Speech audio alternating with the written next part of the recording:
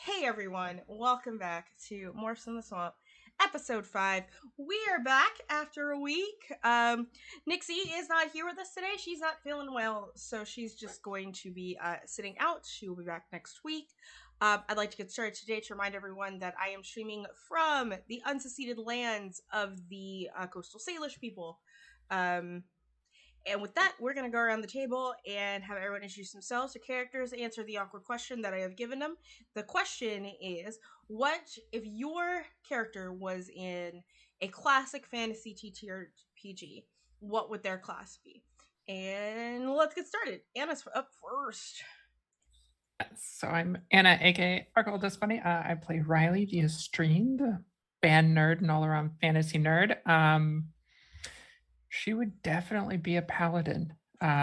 Is here for watching out for everyone, protecting people. Not a class I normally play, but she would definitely be a paladin. Here for it. I'm next. I'm Nick. I play Tony, our jock and Battleborn, and he would probably want to play a sorcerer or wizard. Most likely a sorcerer, because then he doesn't have to memorize spells, but that could just be because I hate doing that part. I'm Katie. I'm glad to be back. I've been gone for 2 weeks because Welcome of back, Katie! life. But I use she, her pronouns, and I play Penelope, the Joker, who also uses she, her pronouns. And I think Penelope would be a bard. Not so much as like the singing and like musical bard, but like a bard that's there to encourage and help her friends. That sounds beautiful. I believe it's my turn, and my name is Ollie, and I play Javier, where he, hims, and he is the prince of the group. If he were a D&D or Pathfinder class in general, he would be a warlock. He would have sold his soul to a demon and then tried to find a way to kill that demon, take his soul back, and keep the powers. Yep. Fair. Hey everyone, I'm Val. This is my channel, and I'm your storyteller for today. If I was a D&D class, straight up, I used to be like, "Oh yeah, I'm a bard. Nah, bitch. This amount of chaotic energy can only be encompassed by a sorcerer. I am a sorcerer, maybe with a little ranger like mixed in. So like the multi-class ranger sorcerer thing. Which, by the way, having being able to okay, this is a class I actually play. I have a ranger and a divine soul sorcerer, so she just shoots cure wounds arrows at people, with distant spell, which is always great. But with that, let's go ahead and jump into it. As a reminder, we're a viewer effective game. You can affect the game with your bits, subs, and donations, which, oh boy, did they needed it last week. Every 100 biddies that you give to the channel will give someone here a reroll. That's not me, because I don't roll dice here. If you want to give them an extra dice to their rolls, that would mean subscribing to the channel. Hold on. There we go. Did you get my auto crits that I donated last week for everybody? I did. Okay. I donated auto crits for everyone except me, of course. That's right. I wanted y'all to succeed while I was sick in bed. So you did them in the coffee, and so my mod didn't see them. So mods, if you're listening, put them in now, please, on the spreadsheet. So everyone got auto crits except for Katie, right? I wanted to support y'all from my sick bed. Oh, Thank you very much. Thank you so much. This is bothering me. Hold on. There we go. like everything was in black on the spreadsheet. I was like, nah, that's too dark. It's got to be white. But yes, we did get auto crits. Thank you so much, Katie, from last time. The direct donations, if you do a direct donation, please make a note of it in chat for my moderators to see, because they don't have access, obviously, to my financials on that end. And I will just double check for them. But now, so $5 donations can give an auto crit. $10 donations, you can give me an idea of something to happen. And yeah, that's what goes on here. So who would like to recap last time? I love to know what y'all remember and what stuck with y'all and why. Sure. We went and acquired some animals from the zoo. Gorillas and tigers and rhinos. Oh my. And then I believe we also each got a small morph from the zoo as well. And then we raided a hospital because we had intel that Dognitri's sister was there and had been turned. It turned out to be a really bad idea because, there was a nice gentleman waiting, well, not waiting for us, but who had came to oversee the infestation and see what was going on. And he kind of wiped the floor with us and almost killed somebody, I hear, maybe, and decapitated someone in front of us. That was a thing. Rip them in half, more like. That's right. No, yeah. I was thinking he ripped the head, but yeah. Yeah. He ripped in twain. But we did manage to get away with Dimitri's sister, and we found out there is a Yeerk resistance, and the Yeerk currently,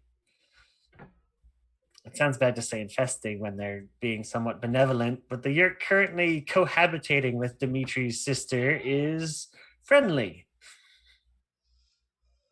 Oh, and Javier got a Yeerk form. Yeah, Javier decided to acquire this Yeerk. We are going to sort of not fast forward, rewind a little bit, because that's very good. So unless anyone has anything else that particularly stuck out in their brain that they wanted to remember, speak now or forever hold your peace. I got shot. What's that? Which? Oh yeah, you did get shot. You got shot, but you also like broke a guy's arm. So like, the gorilla like tackled a half person, half elephant out the window. I also harassed a porn. You did. You harassed a poor nurse and decided to turn into her. And luckily for you, that nurse had a twin sister, so it was not weird for her to be walking around in civvies. Convenient. Convenient.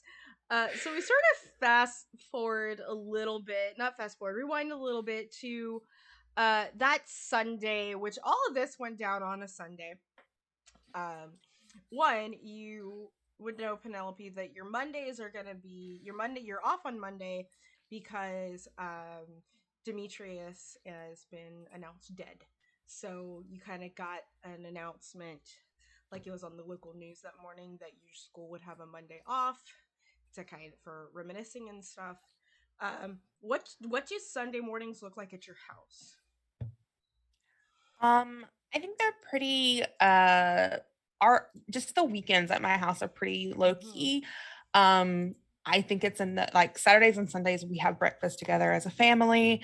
My dad probably on Sundays probably has like the early, like not the news shows, but like the local station on that plays like the most random interviews and things like that with local people. And that's sort of what Sunday is at my house. It's breakfast is later than usual. It's more like a brunch thing. We get up later. We're not a church going family, so we're not going to church. Right. Y'all are like, we like to call paper like lunch bag Christians. Like you go on Christmas and Easter, kind of family. Well, you were awoken to a very unfortunate sound earlier than you intend on this day, and that unfortunate sound is a seizing dog in your room. Yeah, I think she wakes up in like a start and sees Dimitri on the floor seizing. Yep. And I think she like drops to her knees beside him and is trying to she doesn't know what to do, so she's sort of like trying to shake him out of it a little bit. And is just like, Dimitri, what's going on? Can you talk to me? He's still breathing. The seizure takes a couple of minutes before it goes, and he seems to, he'll lift up his head, like kind of like once it's done, he is incredibly disoriented, and he's like, "I think I need a doctor." I guess you mean a vet? They have doctorates, right? Okay, I'll let me just get changed and Mm-hmm. I'll take you to a vet. Thanks. And he like puts his head down, and he is exhausted. Um, like it doesn't seem like he even has use of his legs. She Mhm. yeah, she changes, and I think she very carefully um loads him up into her car. Your mom will help you. Like your dad isn't quite up yet, but your mom is. And she's like, "Oh Yeah. no, the dog. Like, is he okay?" Yeah, and I think that Penelope is in just like a sort of state of shock and just Yeah. like, I don't know what's going on. She's like, I'm just gonna take him to the vet. Okay. And that's all that she can really do. Yeah. And your mom is like, "Okay, take him to this vet because like your cousin works there and stuff, or like your cousin's cousins work there, and not this particular one. I've heard that they're bad." Like your mom just gives like the whole spiel while you're panicking, Yeah. like or in shock. And you're able to, and luckily this is like more of an emergency vet situation, so they're open early in the morning. Very particularly, they specialize in livestock, so that's one of the reasons they're open on weekend mornings, even kind of like out here. So you have to kind of go out into the country to find an open veterinary clinic on a Sunday, because this is the South and we go talk to Jesus. But farm animals are important because that's people's livelihood. um so you're able to, and they take you sort of like in immediately, like they take the dog in immediately, Dimitri in immediately, and you're sort of left there for a little bit, maybe about an hour or so, just sort of waiting before the vet comes out and is like, he seems to have some sort of spinal injury. It's not uncommon with German Shepherds because they're overbred, he says, but it could also have something to do with this strange injury that's on his leg. Do you know where he got that? Penelope just sort of, I think she's still in a little state of shock, and she's just like, no, I found him like that and I took him in. Oh, that's very brave of you, honey. Thank you for taking this poor creature in. He's gonna need some major surgery um, on his spine, um, and we'll see where that goes. Do you consent to that? It's gonna cost some money. Do you Oh consent to yeah, that? yeah. Okay. I'll take care of it. All right. Well, there's not much else you can do here, sweetheart. It's sort of we'll give you a call once we finish the surgery. Please just take care of him. Sure. I really bonded with him. What's his name? Spike. Spike. Okay. Man, if you would have called the German Shepherd Spot, I would have been like, have y'all ever seen Fruits Baskets? Yeah, I know. Like the black dog. Spot.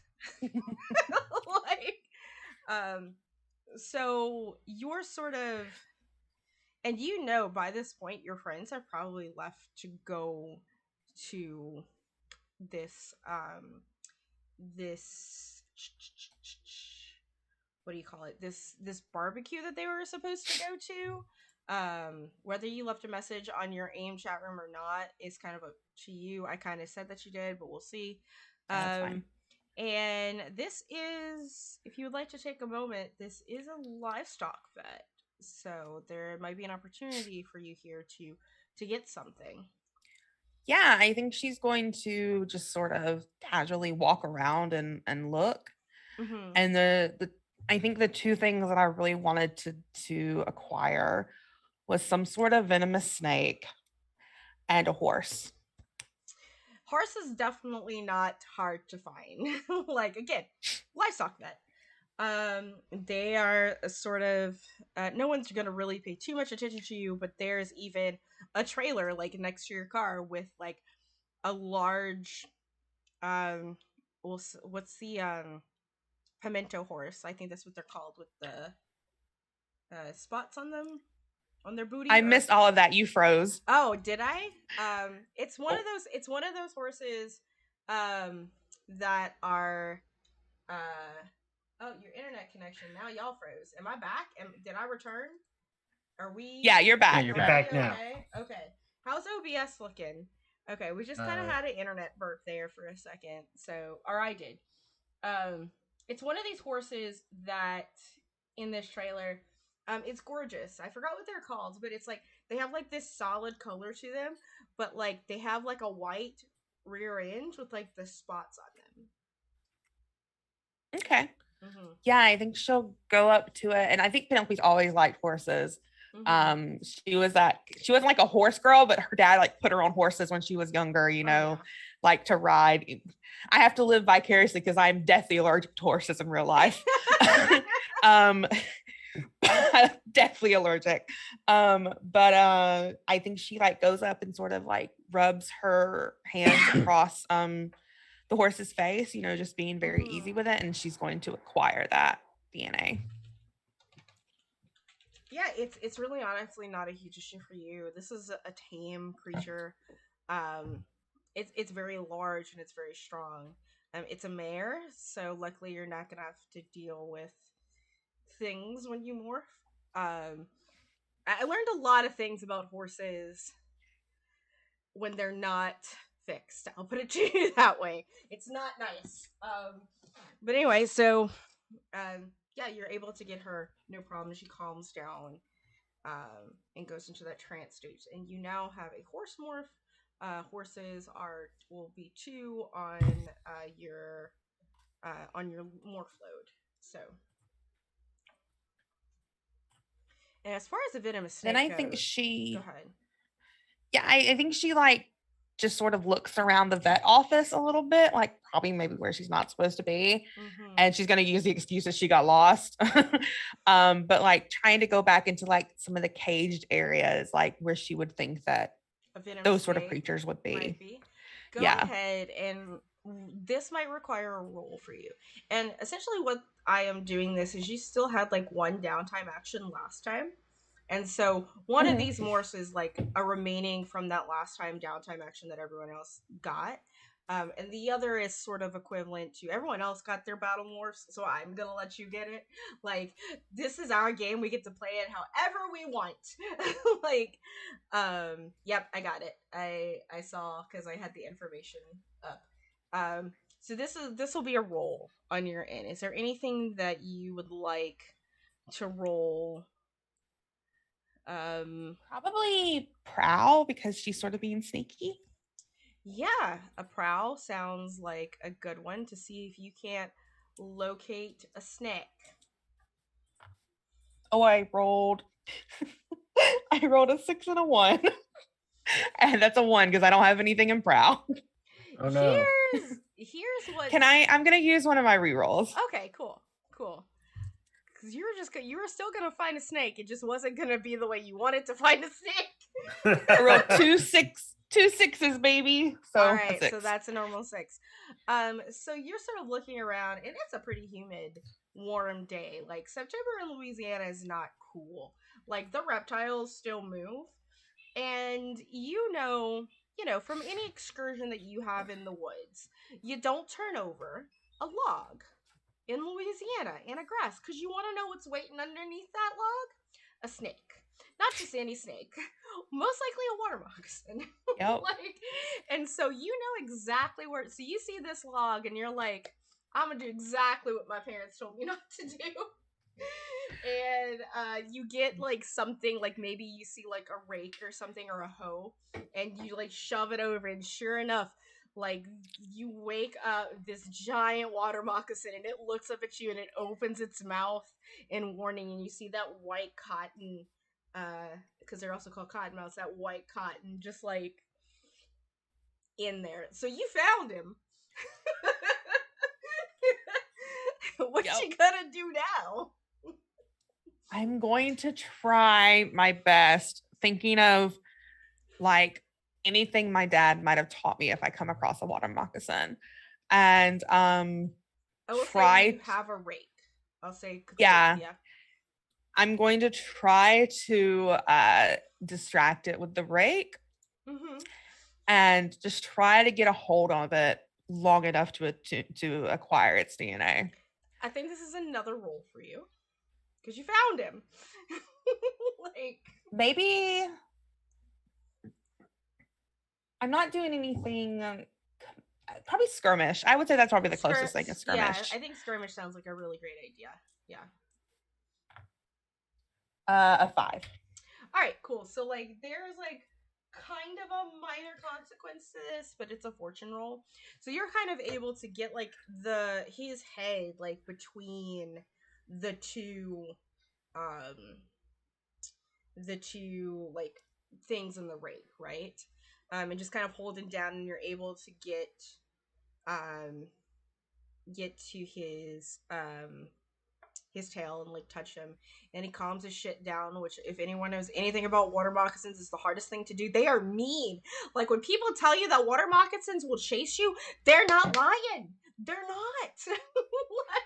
like everyone's like, oh yeah, just leave snakes alone, they'll leave you alone. That is 100% true, except for these swamp creatures. Okay, like they are mad. But you calm him down for just like enough time just to get his DNA, and you have this 10 seconds to get away afterwards. The minor consequence that you will have, though, is that when you get back to your car, you see that one of your tires is deflated, and upon further inspection, it's because you ran over a nail. Oh, great. I think I go back inside to the clinic. Yeah. And I think I'm going to call my mom. Okay. Yeah, your mom is like, oh, that is awful. And she's like, I'm going to send a tow truck over. We'll, like, get you to, oh man, the only thing open right now would be Walmart, but that's fine. We'll get you at Walmart. It's fine.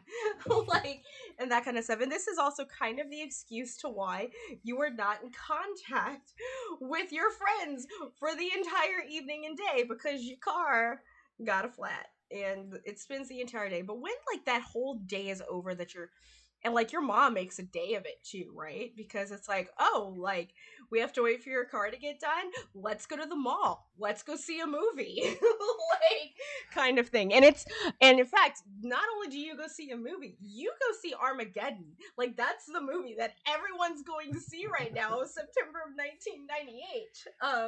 And you know, Steven Tyler is singing to his daughter. Like it's kind of strange. Like but you know, and Ben Affleck sings very badly about that one Magic Carpet song, Journey. I don't know what it's even called anymore. Like, oh man, my mom's gonna kill me that I don't know my pop culture. But yeah, and so like your mom makes a day of it, and so you finally get home pretty late. And you're like, shit, I really need to check my messages. Like, and my friends, what does Penelope see on her AIM chat room? Who messaged her? What does she see?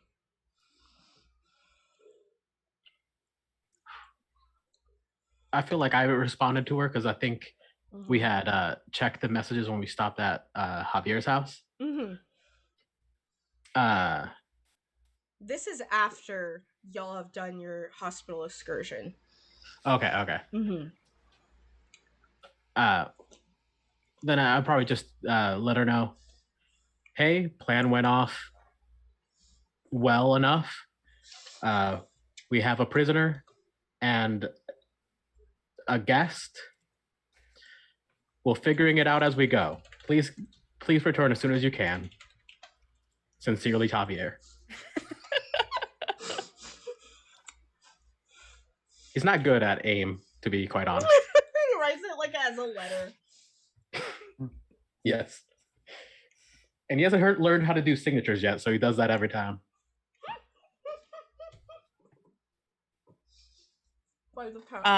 Chad is having a great time right now. I think when Penelope sees that, she is immediately into panic mode. she's already had a wild day, and that just makes it even crazier to her.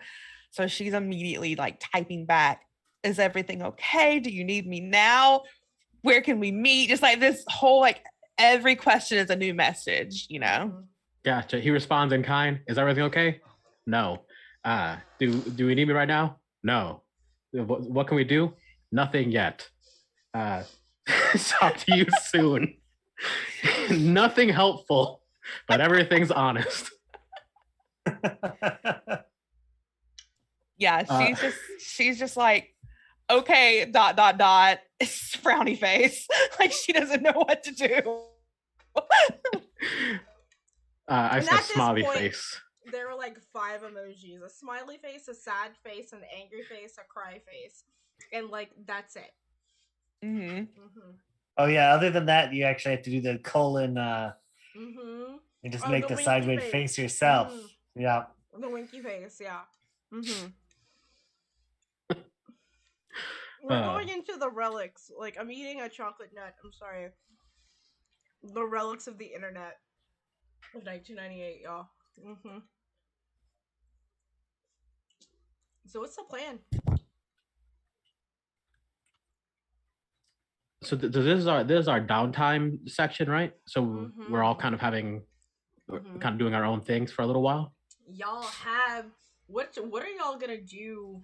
I mean, yes, it's downtime, but there is a time limit essentially for what y'all need to do, because y'all can't exactly turn over Danielle and Eder to the Yeerks, but he's gonna need to feed eventually. Eder has 2 days. Like he fed on Sunday, so technically 3. So if you fed on Sunday, Monday, Tuesday, by midday Wednesday, he's gonna need to have access to the Kendrona. Right. Mm-hmm. So should we call a meeting back at the base and try and introduce everyone or Katie, or Maybe, try and introduce Penelope to everybody?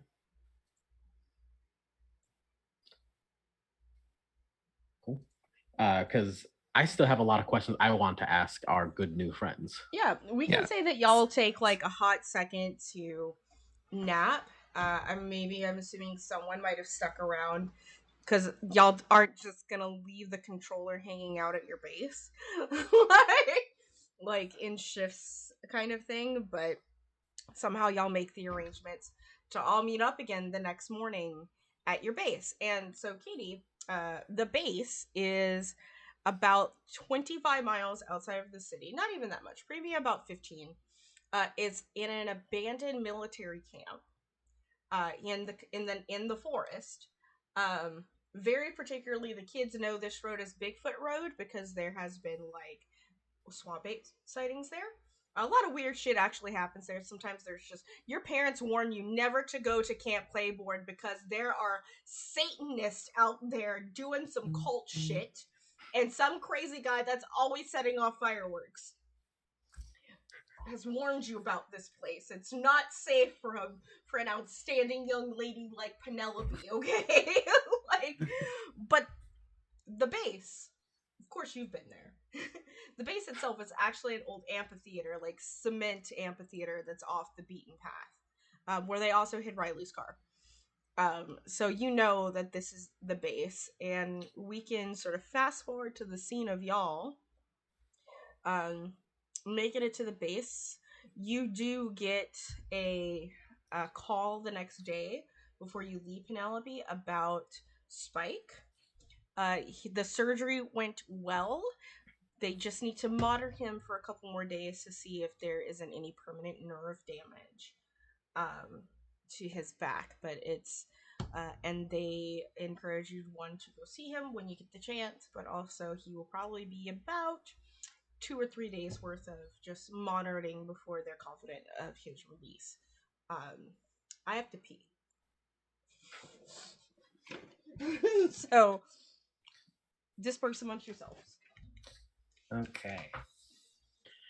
So I'm guessing we're like talking before we talk to our new friend. Yeah, makes sense. We'd all be arriving. Right. Figure out what we want to ask. So I think there's a couple important questions.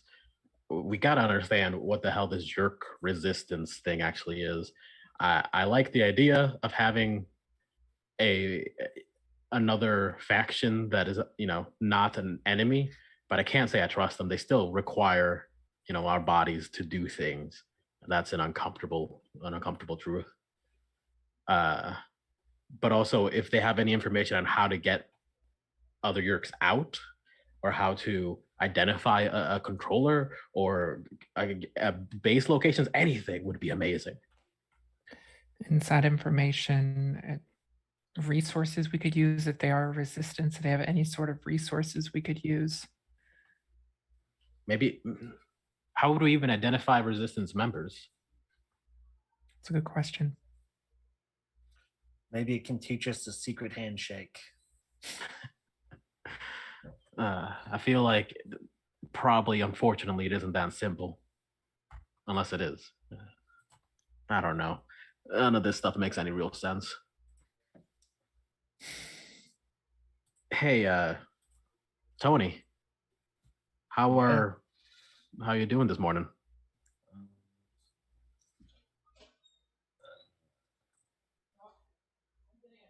Fine.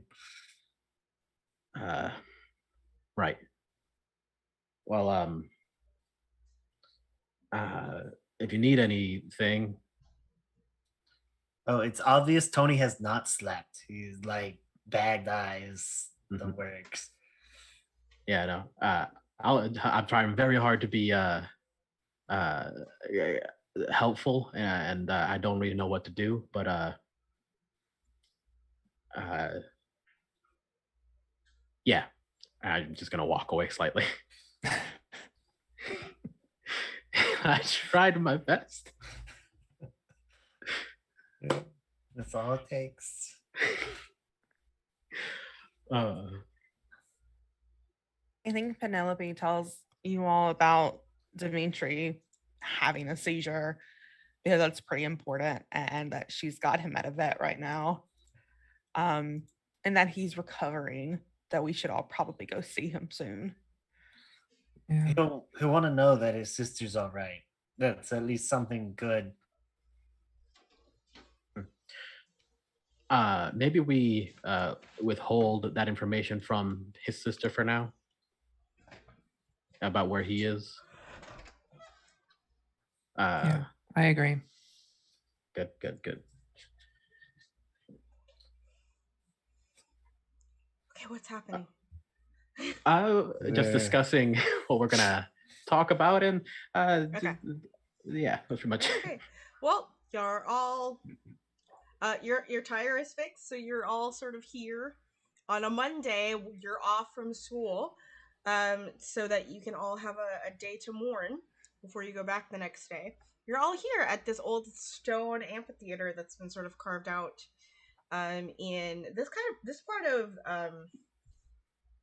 the forest actually does have a little bit of hill to it and a little bit of limestone to it, so it's not very, very swampy.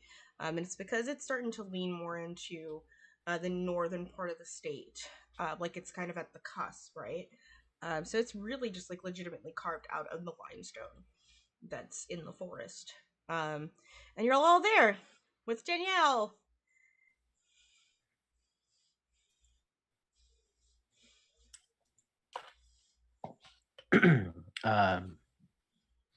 Hello again.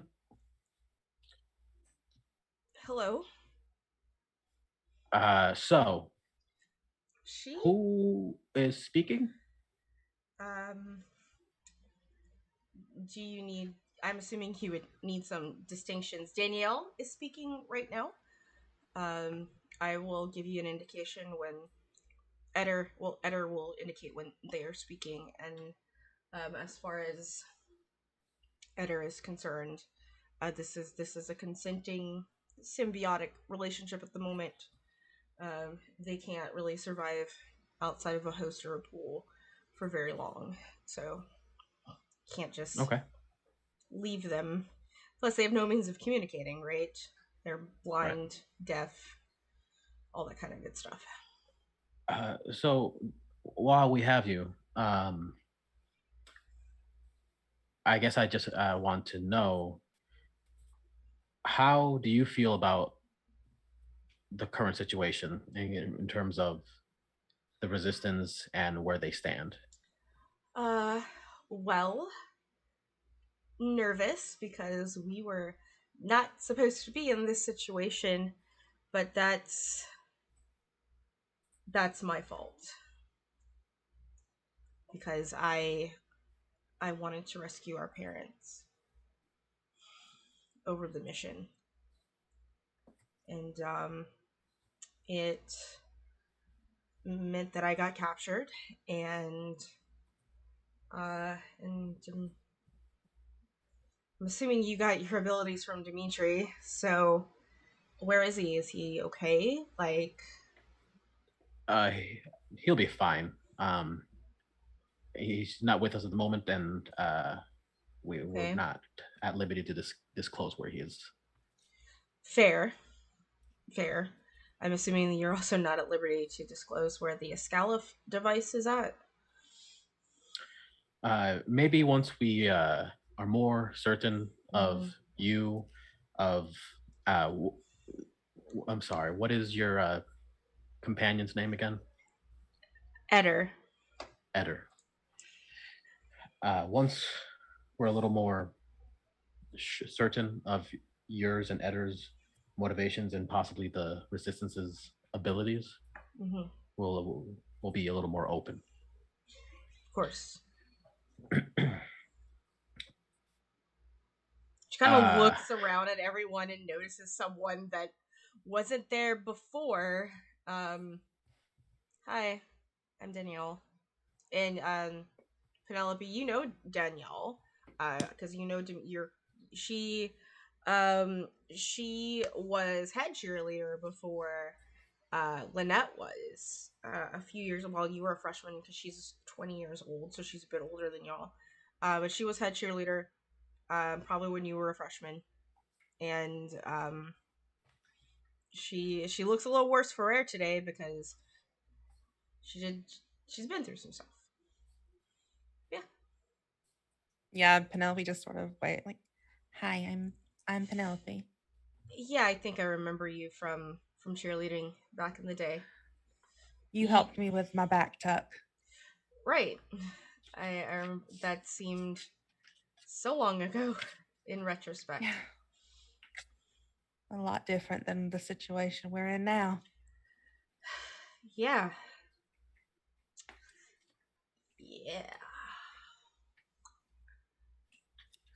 So, y'all got questions? Yes. Does anyone want to ask a question first? I look around to the group. I'm trying not to be. He's trying really hard not to be like pushy. No. Okay, wonderful. And he pulls out a little notebook. So the Eder, can he read your mind? Does he have your memories? How does that work? Can he does he have to manually find it? I think maybe they should answer that instead. Okay. And there is almost like no like subtle, there's no change in like the demeanor of Danielle, like physically, but Eder will speak up, and the only it's just because it's like her speech patterns he is not, or they have not, like, they purposely are not copying so that you can tell the difference. And it's like, yes, I can access memories, personalities, the ability to morph. I obviously can't morph something that is smaller than me personally, or else my host would explode. So insects are out of the question, sort of thing. Right. Oh, there goes my internet. What's going on, internet? So you Yeah, we're having all kinds of little stability issues. Yeah, OBS just dropped here, guys. Just wait a second. Can steal mem. Yeah, come on, OBS. What is going on with my internet today, y'all? There we go. Come on, we're back. Thank you. All right, cool. Just refresh. All right, we're back. Continue. Okay. So you can obtain their memories. Is it instantaneous? Once you're inside, does it take a while before you can acquire those memories? And do you have full access to all of them, or can they resist? Resistance can happen. Mostly it's resistance to motor function, physical motor function. But as far as when we're inside and we're in control of a host, we're in control. They don't feel anything, smell anything, experience anything that we don't say that they can. We can cut off their nervous system to not feel pain. We can, because we, in turn, will feel that we're connected directly to their neurons. Are you at all limited or affected by the creature you enter? For instance, would you have the same mental faculties in a dog as you would inside of Danielle here? Well, dogs can't communicate like people can. We don't personally go after things that are non-sentient because we're looking for a more complete experience of life that we don't have. The ability to communicate, opposable thumbs, operation of technology. But you can have full sentience inside of something that isn't typically Yes. sentient. Yeah. There are some hosts that are difficult. I don't know if you've run into Taxons yet. Like, they kind of look around at you.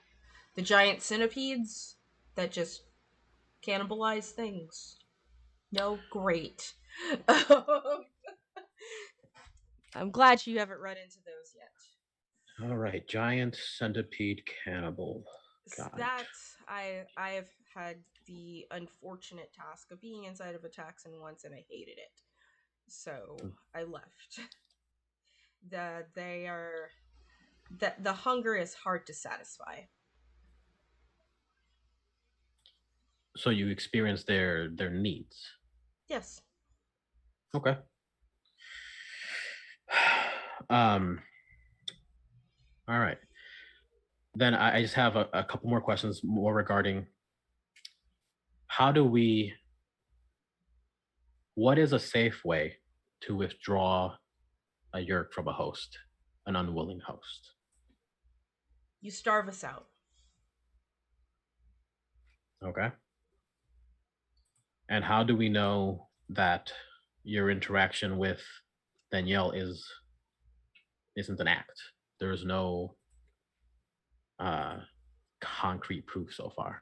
There's been some olive branches, but I have been vulnerable to you. I've left her body choking so that you could acquire my DNA. I could have let Visser 3 eat you. sure, but we're nothing. But He doesn't if think so. You're not nothing. You're not nothing, believe me. No. You see, we are nothing, but what we have is something. People So like spending you, some time, that's nothing. You can spend time with us for a little while, get the information, and escape. I don't believe that's enough to prove that you're on our side. I'm sorry. technically I'm not on your side. I don't know who you are either and what your intentions are. I just know that Danielle's brother gave you the ability to morph, which was supposed to be for us. Okay. Because that was how we figured out we could get out of infesting people, was acquiring the ability to just turn into something forever instead of taking their bodies. So is that the ultimate goal of this resistance? Is it to Yes. be okay?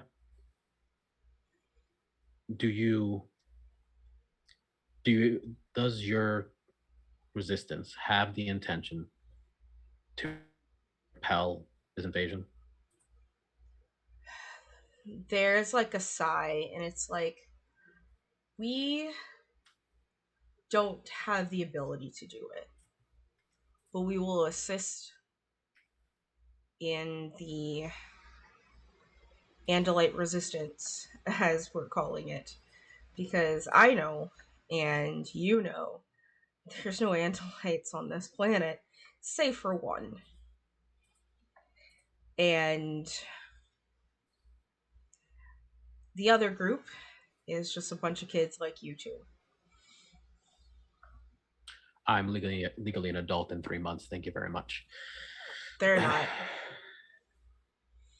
You're a little bit older than they are. If you want extra assurance, you need to contact my previous host. Okay. Do they have an aim? Yes, actually, they do. Golden Retriever 2001. Perfect. Oh no, we lost Katie. Uh-oh. Oh no. Uh-oh. Oh no, and my cameras. What happened to my cameras? Let's check real quick to see what's going on in the Discords. Katie Morgan has left the meeting. I'm gonna DM her real quick.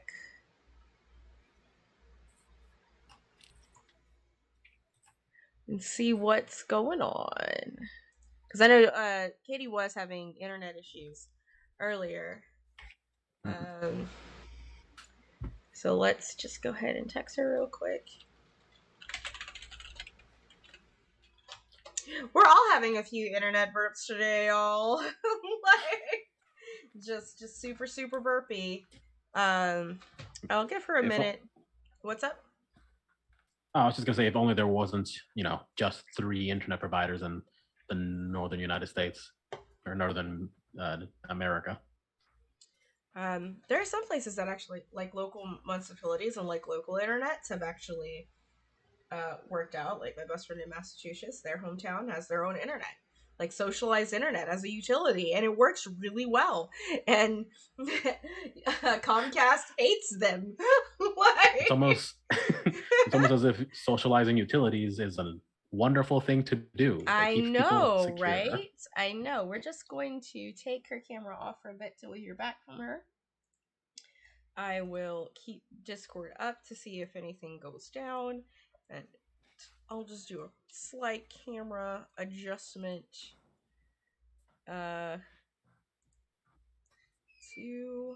It's this camera I actually need to go. Oh, no, that's the alert box on a camera. Cam 4.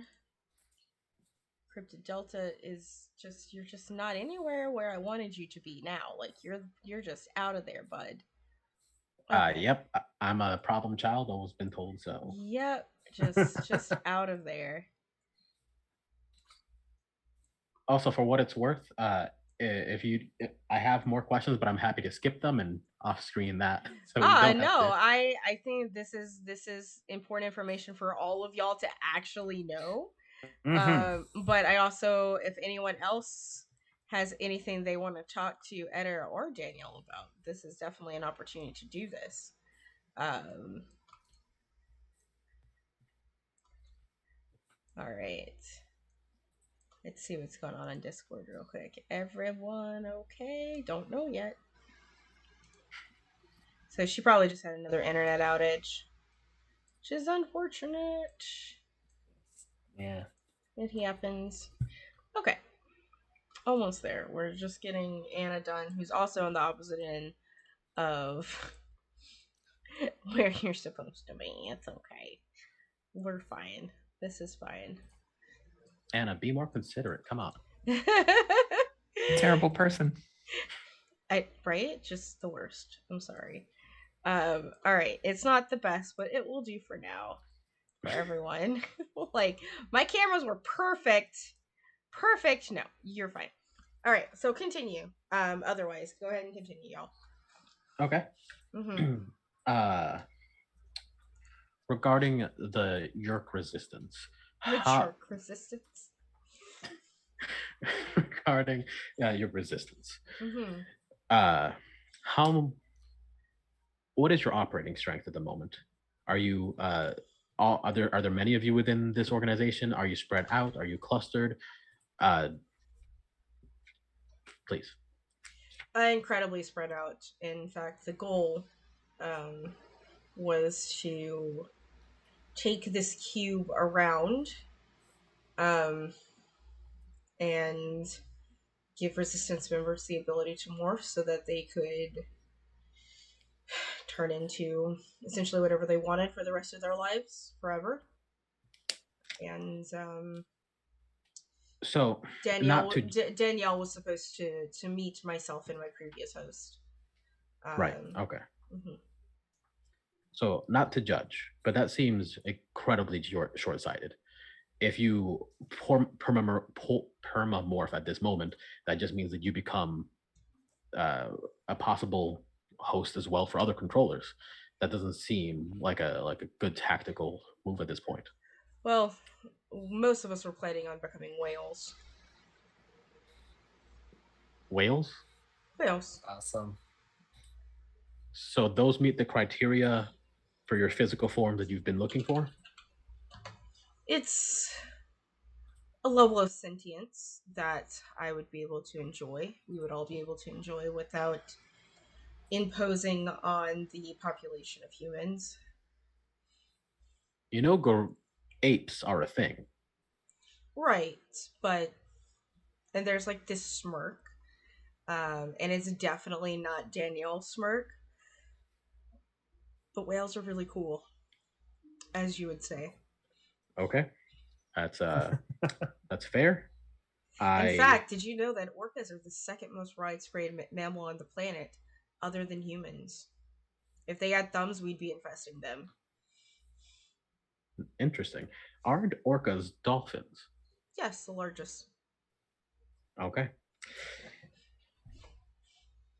I lean over to everyone and just have a quick huddle. I don't think they're in charge. And then I go back to asking questions. All right. Whales, got it. Oh, geez. So I guess the other biggest question is, what, if any way, do you have to identify a controller? We have heard that some animals can sniff out controlled individuals, but it seems as though Yeerks are able to tell which Yeerks are in certain bodies. Is there any way for us to identify that as well, or would I have to, you know? We are perfect mimics once we get inside of someone's head. As for ourselves, we have taken upon it to have a certain level of security at the Yeerk pools, and no one, unless you were being infested, no one is there is a room to go for the infested and one to not. We have technology set up to detect whether or not someone is infested or not at our Yeerk pool entrances. So it's merely an internalized knowledge. Mm-hmm. Right. Okay. These detection devices, are they portable in any way? I'm not in charge of that. I don't actually know. Okay. All right. Well, this has been, at the very least, interesting. Not exactly high ranked. You know what I mean? I wouldn't have guessed. Yeah. I think at this point, Javier is becoming increasingly annoyed that this person knows fucking nothing useful. So More information than we had. It is more information than we had. I just Tony actually has an idea. If we, once you're at your pool thing, do they have ways of knowing who you are specifically? Yeah, we were able to identify each other within our pool. We're telepathic to one another. Okay, so we can't just like pretend one of us is infested and get you to eat that way. As far as I'm hoping, at the very least, that this rouse was felt for, and as far as Visser 3 and other controllers are concerned, I am loyal to the Visser. So, and that you kidnapped me in order to free the one existing human that the Yeerks know of that can morph.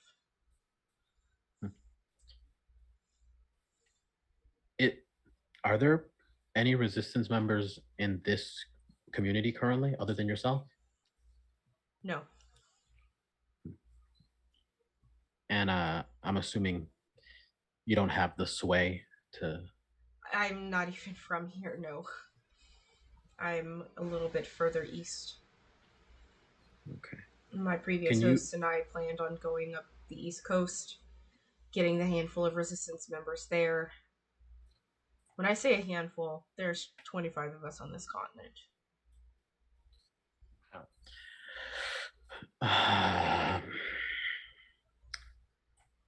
Okay, just 2 more questions, and then I think that's all I'm going to be able to handle.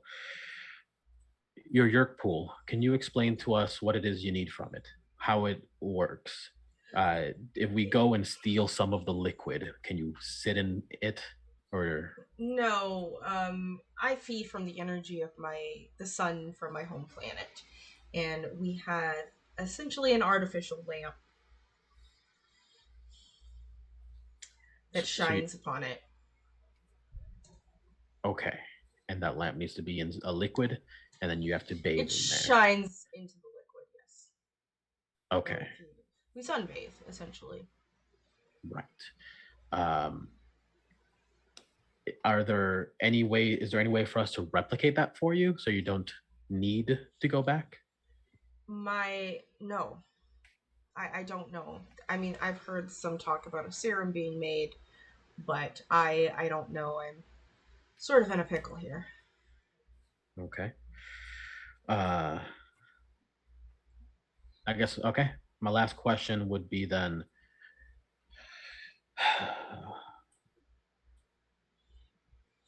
I understand that your priorities aren't to overthrow this invasion, and I understand that your position is not one of particular import or power. But would you be willing to, if we allowed you to return, attempt to, from within, destroy this, take control of this Yeerk pool? We could use it to gather other resistance members, maybe turn others even, give them a way out. I imagine you're not the only person who doesn't want to have to push out a soul. And I would also rather not commit genocide against my own people, so thanks. But yes, I think that's manageable, but also realize that there are people around this continent that are expecting me to deliver to them as well. I could stick around in Danielle's form and pretend to be an adversary to you all, meanwhile being a spy. The risk that you have with that is them possibly forcing someone else to go inside of Danielle instead of me, and thus learning everything. The reason that I was very quick to infest her was because I knew that if anyone else did, the efforts that the Yeerk resistance, the human resistance, would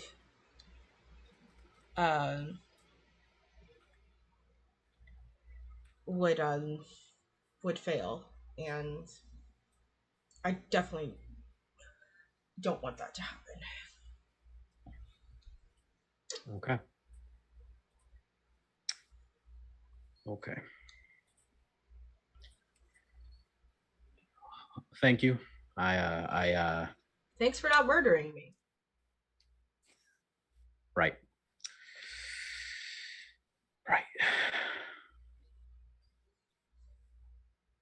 You know, I'm being a little rude. Thank you. Yes, thank you. Your information, your Ollie, position, I respect it. Ollie, check your mic on Google. Oh no. I respect the things you've said to me, even though I think you're lying in some ways and maybe just want to get a form and dip out. Okay. How do I? And in this moment, you see things sort of change in the demeanor again, and it's Danielle. And Danielle goes, our mission, myself and Dimitri's mission, was to assist in the Yeerk resistance from the main human resistance. It's a priority for, I guess we'll call them Group A, out there in Northern California. And regardless, I can't go back to normal life to begin with. My parents are infested right now. Y'all won't even tell me where my brother's at, for good reason. But I still have my own mission, and I was entrusted with the most powerful weapon to use against this invasion from the only resistance that it had, and also tasked with bringing it back. Oh.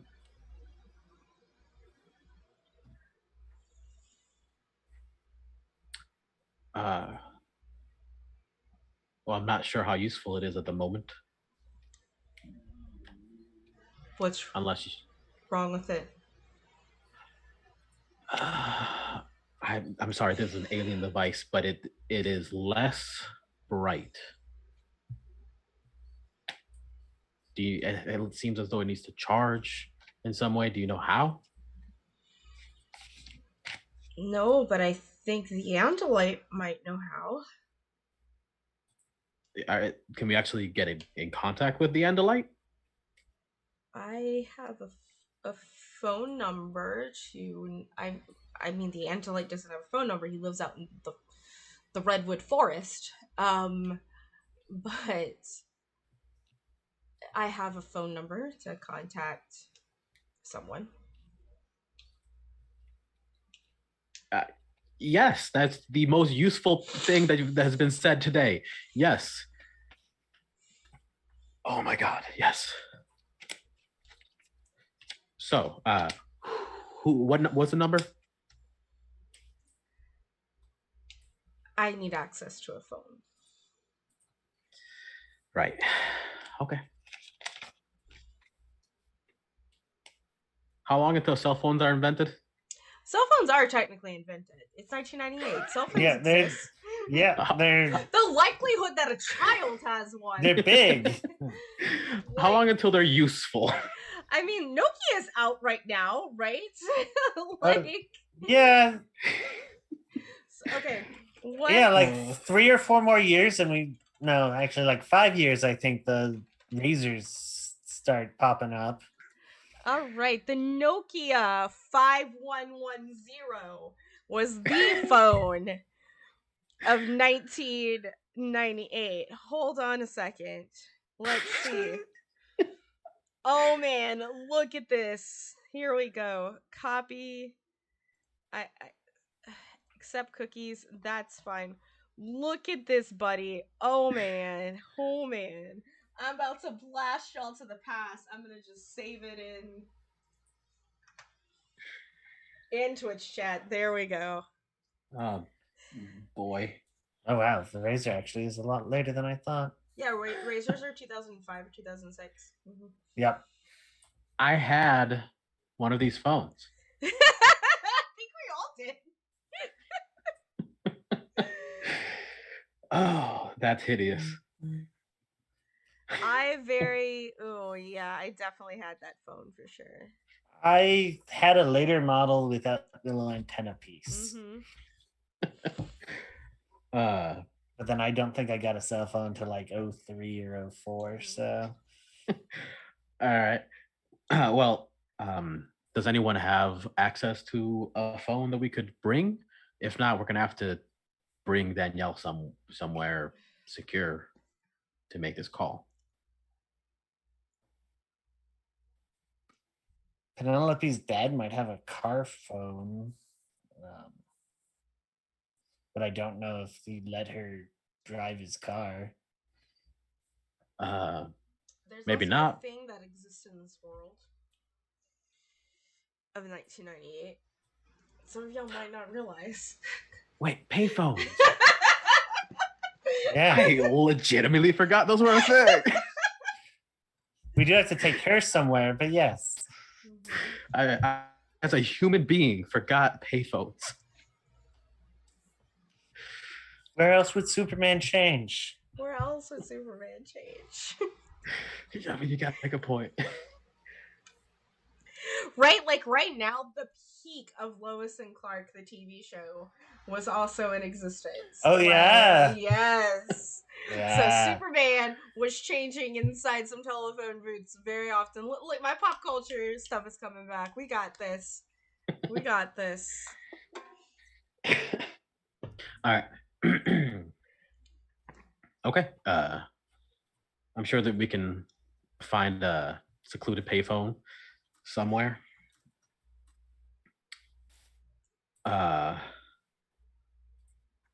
Okay.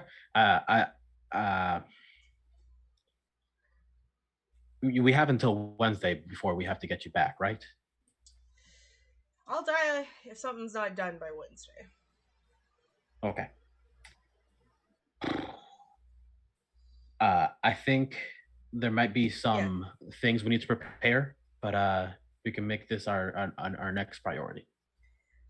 So, in these priorities, and this is Danielle talking, could there be maybe like, I don't know, a 6-piece from Popeyes? We can get you some food. Yeah. Thank you.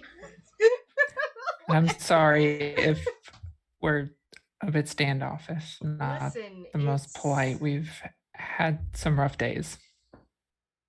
This is all a shock, and this is Danielle talking. This is all a shock, as far as y'all know. This is all a shock to all of us. We've been through a lot. I've been through a lot.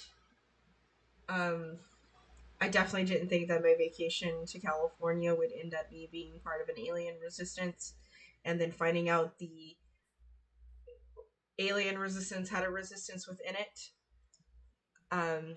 I definitely recommend you contact Golden Retriever 2001. However,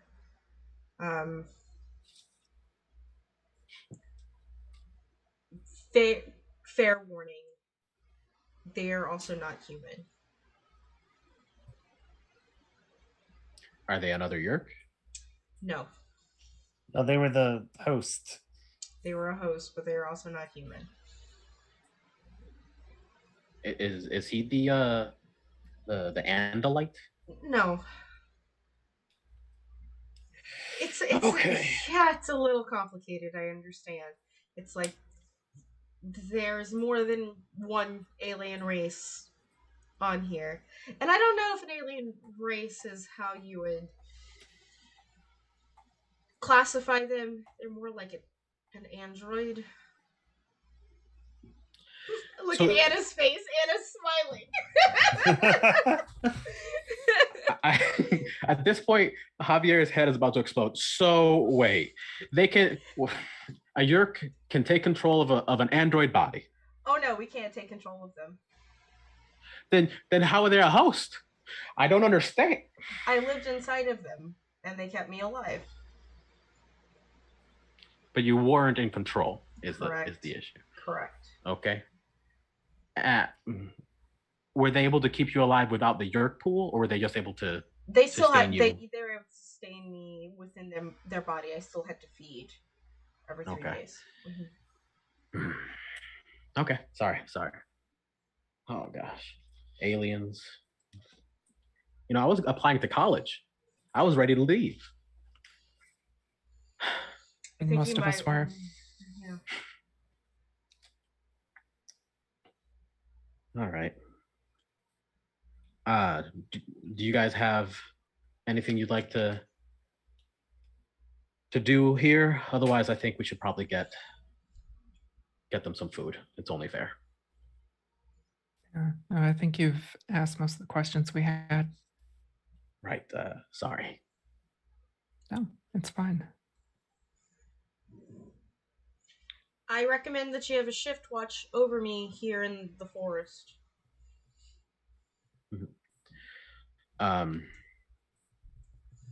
I can stay. I don't really want to talk to my parents right now. Out of character, I was gonna say that Penelope is going to stay. Oh, So- no, yeah. Penelope makes sense. And she'd actually want to talk. Yeah. Kind of thing. Because Penelope is still physically here and has just Yeah. been listening to everything that's sort of been going on. But Penelope will volunteer since y'all sort of took these shifts over the night. And it definitely seems that y'all know that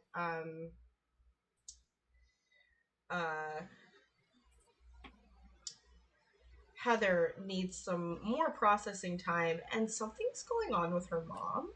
Like, y'all got that A message.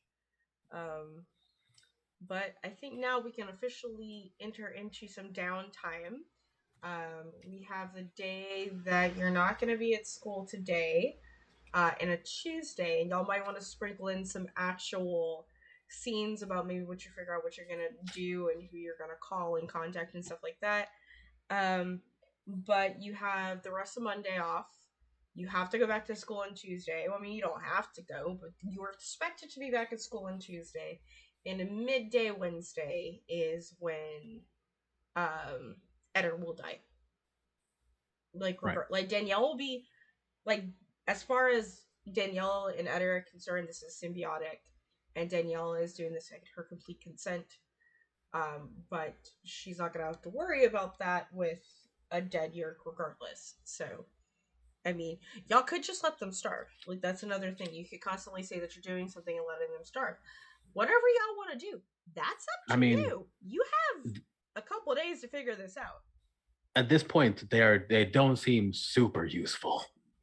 This particular fella, but They are a sentient being, however. They are, and they are not malicious, and they're trying to assist. So I'm not saying we ditch them. I'm just saying if they do, I'm not This going to is cry about information them. we didn't have. Exactly. Rex! Wow. Thank you, Crazy. Rex! Oh, thank you for coming in for those 5 subs, my friend. I appreciate you. Thank What you a so baller much. boss. 1, 2, 3, Yeah. 5. I'm just gonna straight up give rerolls to the entire cast. Yay. So Robin, if you can just give those, not rerolls, the extra dice to the entire cast on the spreadsheet, that'd be awesome. Thanks, bots. But yeah. So I'm not sure what everyone wants to do, but obviously, get Danielle some food because they do need to eat. But in terms of downtime, Javier has to do some things to relieve stress desperately. Mm-hmm. Most of us do, yeah. Yeah. Yeah, let It me. might have been a stressful yesterday. Yeah, and I would also like to remind y'all of the amount of heat that y'all also have on your Oh yeah, on your sheet. we gonna. Yeah, so you get 2 downtime actions. Uh, every downtime thing that you like between scores, essentially, or between missions, you get 2 downtime actions. If you would like, you can spin rep to get a third one. Your downtime actions, as a reminder, is reducing stress by indulging in your virtue, removing heat, starting a learn-term project, acquiring a new morph if you would want to do that.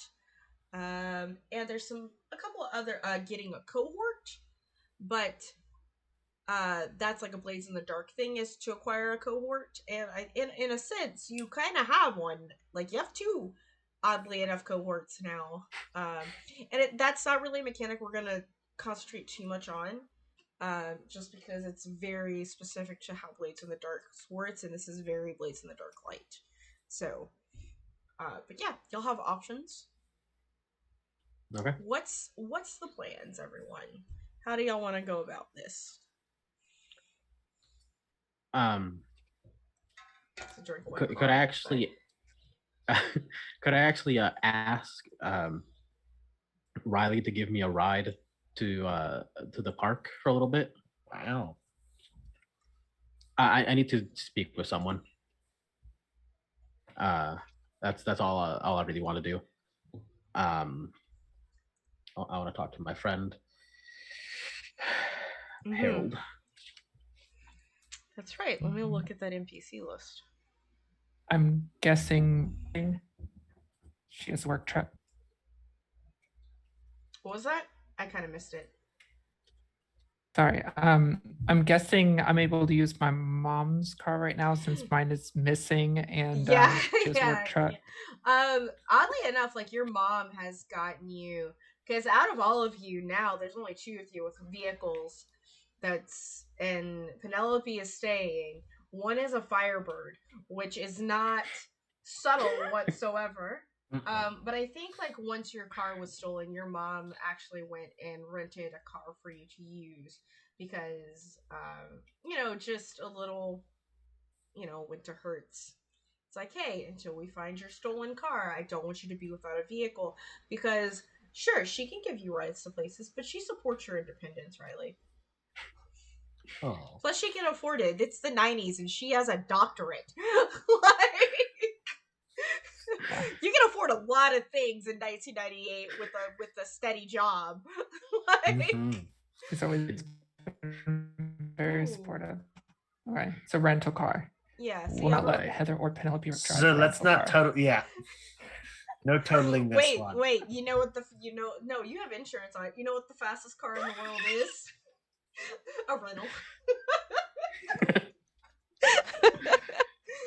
Like a rental. Yeah, get that full insurance always. But anyway. Yeah, I can I can give you a ride, Javier. Yeah.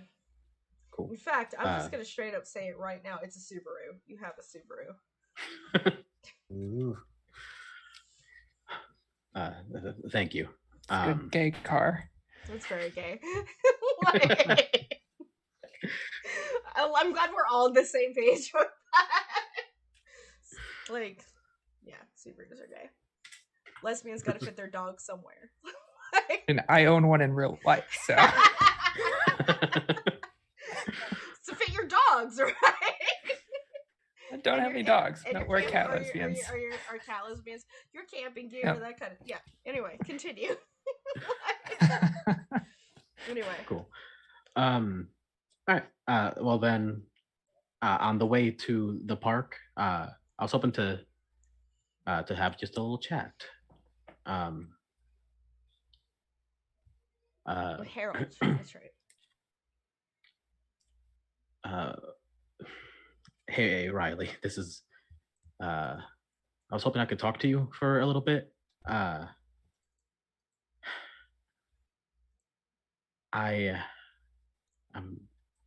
kind of having a difficult time with all of this. Obviously, everyone is. I don't know why. I don't know why at one point I decided to start telling people what to do. You're good at it. I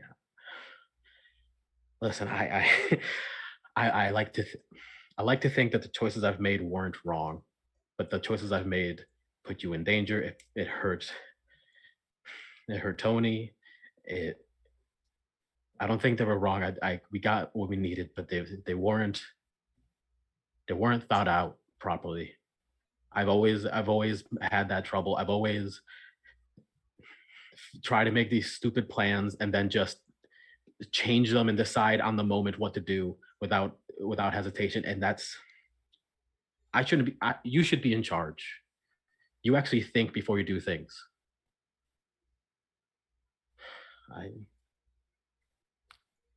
If I keep telling people what to do, a good leader. Sorry. You would be a great leader. Are you kidding me? You're one of the best players of Command and Conquer I've ever played with. You would dominate. If we had, all I've been trying to do is get enough information for you to look at it and decide what to do next. Because I don't think I should be in charge of any of this. I'm gonna get us killed.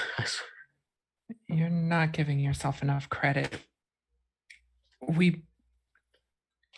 The hospital was planned out as well as it could have been. Our problem was, one, we're new at this, and two, we were 2 people down. Penelope was out because Demetrius needed it, but Heather abandoned us. She hid underneath the desk while Tony almost died. Yeah. It's not on you.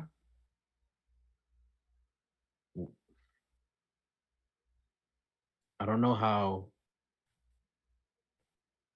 to motivate people. I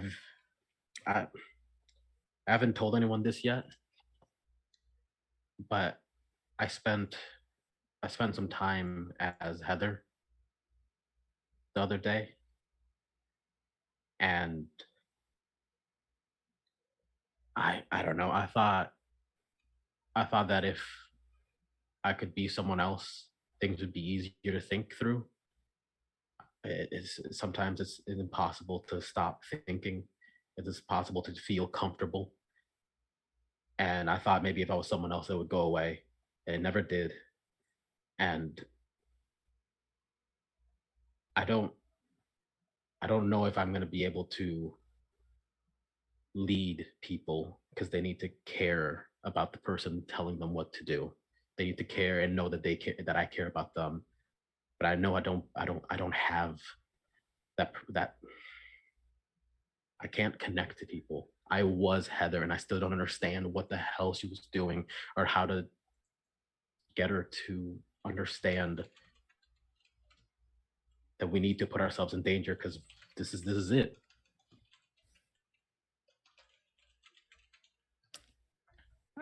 I'm sorry, this is a lot.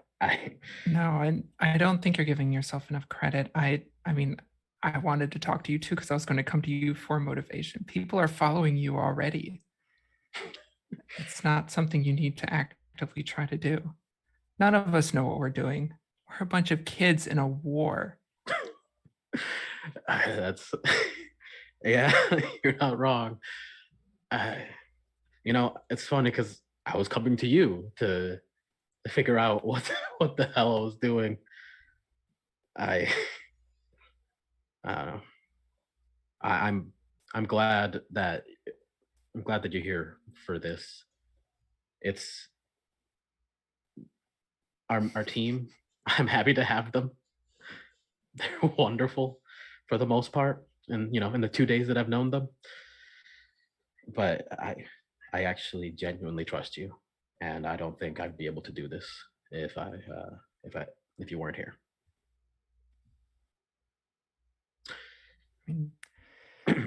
Anyways, you want to meet Harold?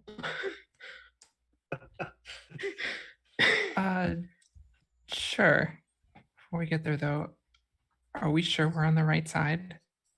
I mean, I am pissed at Heather, but are we sure she's not right? This isn't worth it. I mean, you've seen the way the teachers treat me at school with disdain, some of them outright hatred. Miss Summers is the only one who treats me with kindness, the only one who treats me like I'm a human being. And Demetrius said that she's just a controller. And what if we saved her, and got the slug out of her head and freed her? And what if the real Miss Summers hates me as much as everyone else? Why is that what we're fighting for? Why should I put myself on the line for people who don't even care if I live or die?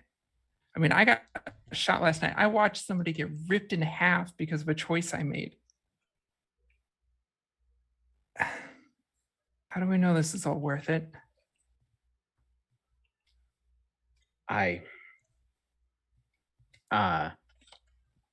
Is it okay if Javier grabs your hand? I'm not sure how you're, I mean, she's not gonna pull away. Probably turns like bright red. Okay. Oh. As I break my microphone. Well, it's not anything. Yeah, he just grabbed your hand for a moment just to say, "I'm sorry.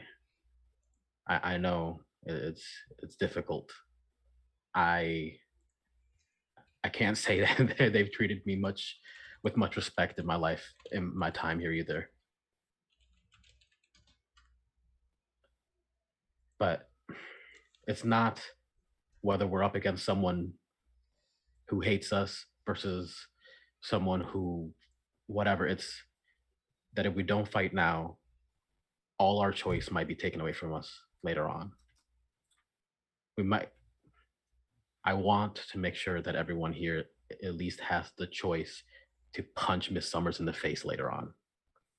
And we survive, I promise. I'll punch her in the face for you. And I let go. I don't.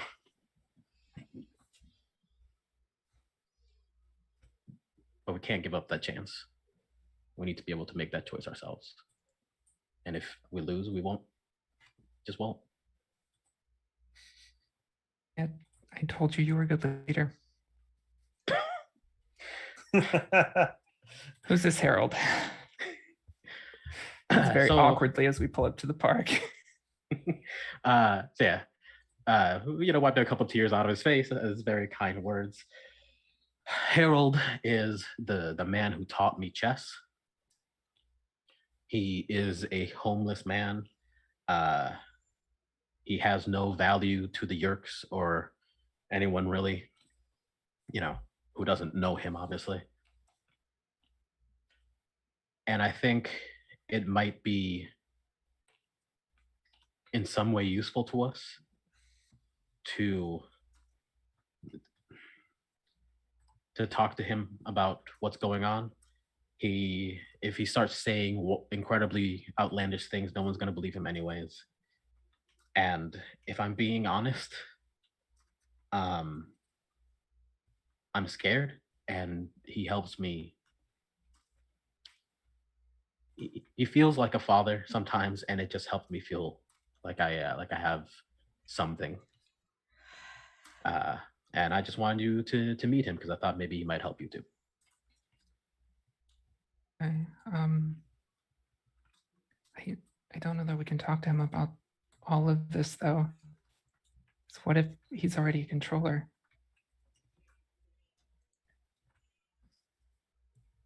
I understand. You're right. I've talked to him before about games and stories that I want to make, and I think if we talk to him as if it was a story, we might be able to get some information out of him. And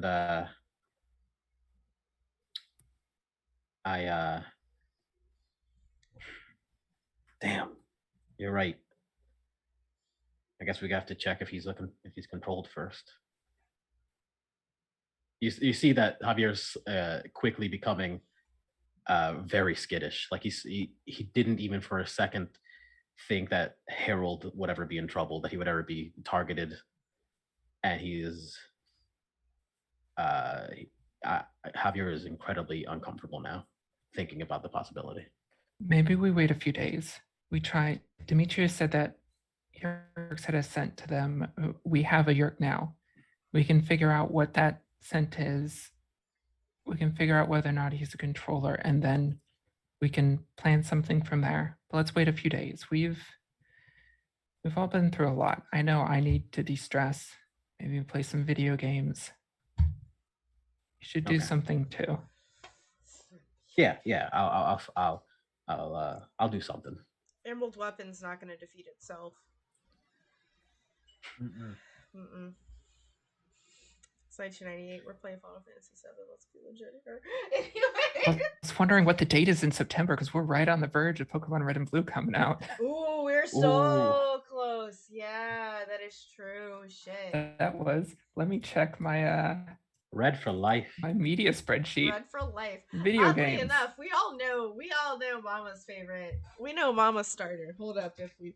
Oh shit, I can't. September 28th. I'm bare. Oh, y'all are like weeks away. Weeks away. Like. That is a day So you're before. anticipating. It had a big spread of Nintendo Power recently. It's Yeah, there was this poster in Nintendo Power. yeah. You see. Also, you're wrong, and it's Blastoise, but Oh no, it's definitely not Blastoise. It's 100% the starter. Like I'm gonna go on a tangent here for a hot second. It's fine, we have time. Before Generation 6, the most quality starter out of the original 3 when it came to competitive Pokemon was not Blastoise. It was not Charizard. Venusaur. Bulbasaur for life. Bulbasaur for life. I have a tattoo on my ankle. If I had socks on, I would show you, but I don't, so I can't. Twitch would ban me. I'll show y'all when we're off stream. It's adorable.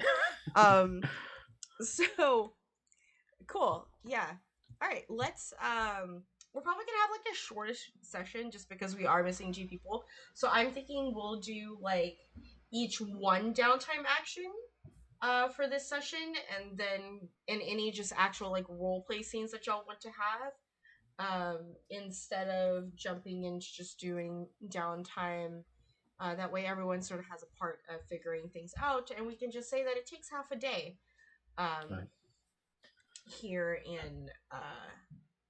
in the world of the Monday that you have off sort of thing. Which, by the way, if anyone just like goes in public as teenagers, like if you go to the mall at any point, you're gonna be approached by adults and be like, "Shouldn't you be in school right now?" Like, kick them in the shins and run. But if you just said, "Oh no, we're from St. Bernard's," they would like leave you alone because they know of the tragedy that has happened, sort of thing. But yeah, so downtime actions. What do we want to do? Well, I wanted to ask Harold to plan with me, but that seems like a bad idea now. If you want to come over to my house, I can plan with you and we can play some video games. We can figure this out. Yeah, y'all can play Mortal Kombat. It's fine. I perk up like a dog. Plan and video games? Yes. Spyro just came out. Spyro did just come out. Yeah, it sure did. And I know this right now because there was a meme going on Twitter. It's like, when you turned 13, what was your favorite games that came out? And I had to choose, and like Spyro was there, and I was just like, man. So I did choose Pokemon Yellow because Pokemon Yellow did come out as well in 1998, just later in the year, and Baldur's Gate. So if it had been a year later, yeah, if it had been a year later, we would have picked Final Fantasy VII. But like, I don't, and which was also apparently my bisexual awakening. So, I mean, if you look at Tifa, I mean, that's about all you have to. And then 1999 came around, and that's when the Mummy came out, and by then we just all knew. We're like, why do I want to smooch everyone in this movie? It's because you're gay. Anyway, it's the same feelings I get in Final Fantasy VII. Why do I want to smooch everyone in this game? It's because you're gay. Anyway, as we continue.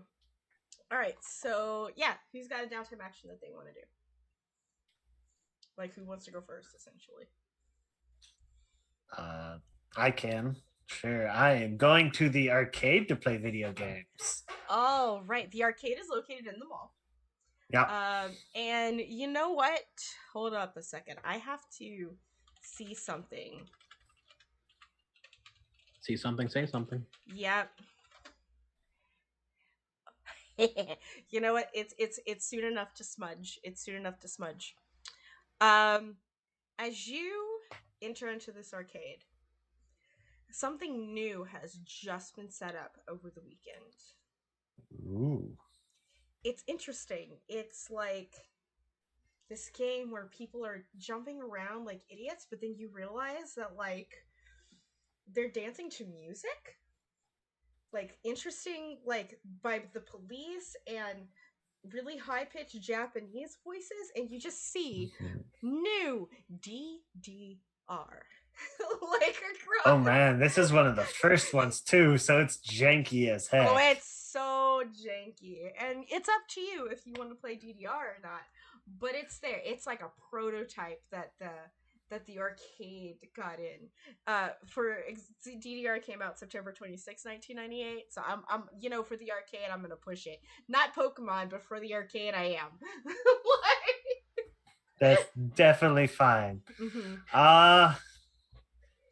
It's during the school days still, so yeah, he'll check out the DDR because most of the fighting game people wouldn't be around right now. Yeah, because it's a lot of college kids right now. There are two colleges essentially in this town. One is more of like a community college thing, though they have been talking about becoming a full year. It's an offshoot of LSU, and then in the town over, there's like a Baptist college. So you have like a lot of like young adults that come to the arcade on their time off. But yeah, you're free to use this. So, yeah, you need to roll your lowest attribute. Where's my? Yeah. I believe it's a 1. It is because I have at least a 1 in every attribute.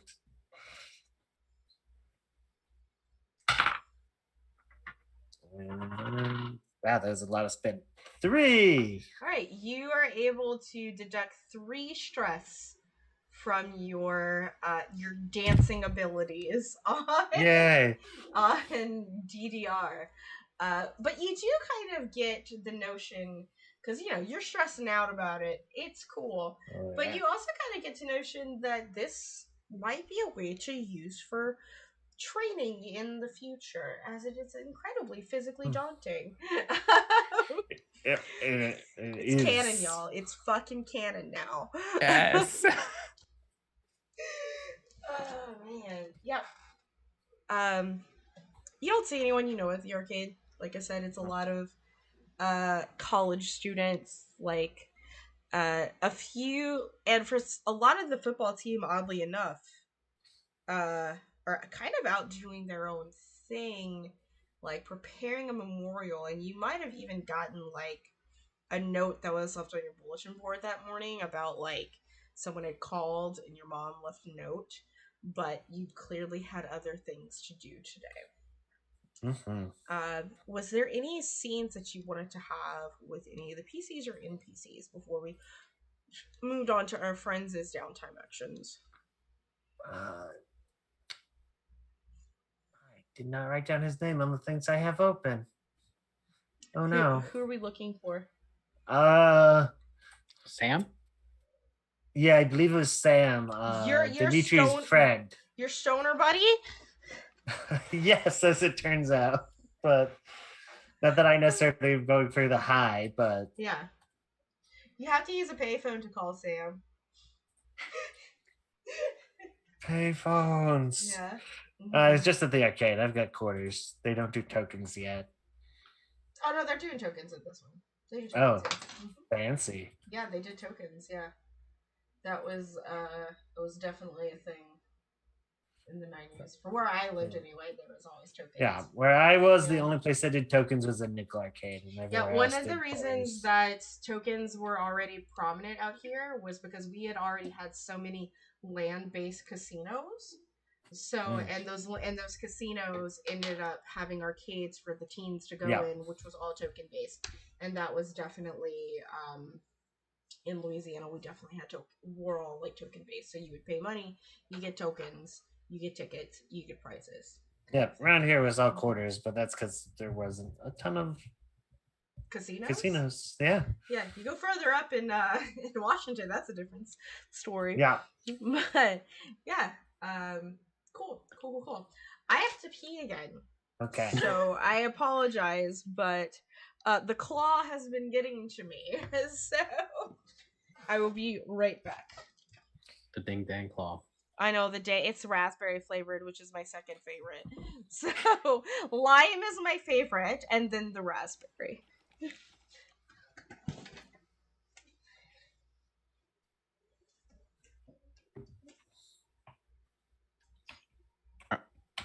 Are we still on?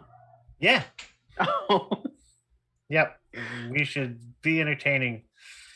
So, movie that just came out, Rush Hour, Oh, the first, yeah. the first one. Oh, But there's hells like yeah. a bajillion of them now. It is currently in theaters. I would love to go.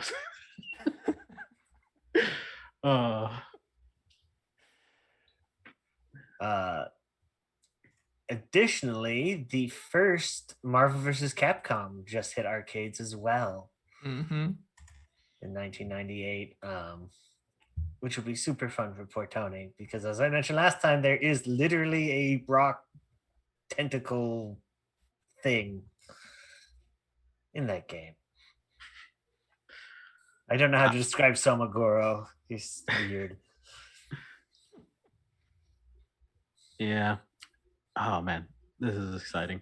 Also, this isn't 1998, but I was checking what was out when I was 13, and my favorite game from when I was 13 is Drakengard 2 or Dragoon 2, depending on if you saw the Japanese version or the American version. Mine, Star Wars versus or X-Wing versus TIE Fighter would be the one for me when I turned 13. Although Final Fantasy VII came out in Japan that year, but I would not have played it because I didn't own a PlayStation at the time, let alone a Japanese one. Quick, spontaneous conversation, no pressure. Thanks, Rex. All right, I'm back. Yeah. So you want to contact Sam? Yeah. Yeah. You have to call Sam's house. Yep. Obviously. Do you do it from like payphone in the mall, or do you like? Oh yeah, let's just do it from a mall payphone. Okay. Yeah. So you call Sam, and his mom answers the phone. It's like, hello. Hi, is Sam there? No, who's speaking? This is Tony from the team.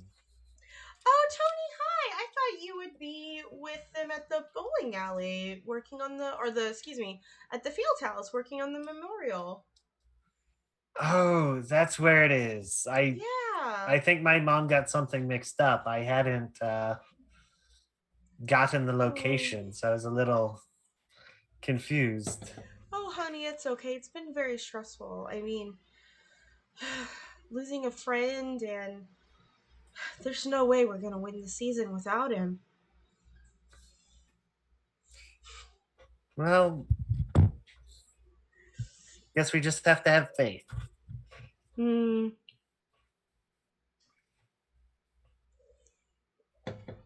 And she's going to say something incredibly off-putting. And I apologize, everyone. There's a content warning for this, but she's going to say this.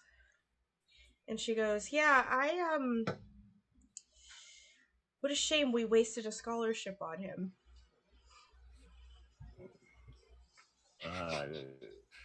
Yeah, Tony's not going to try and sort that one. He's going to go ahead and click. Yeah. Anyway, see you later. Have a good one. I hope you find Sam. I apologize to everyone there, but Yeah. okay. Content warning on that one.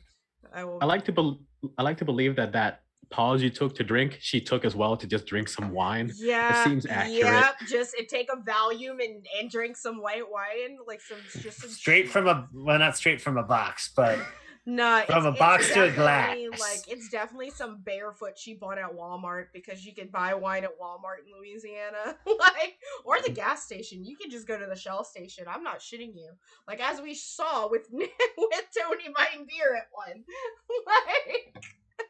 She probably went to the same Texaco as far as she's concerned.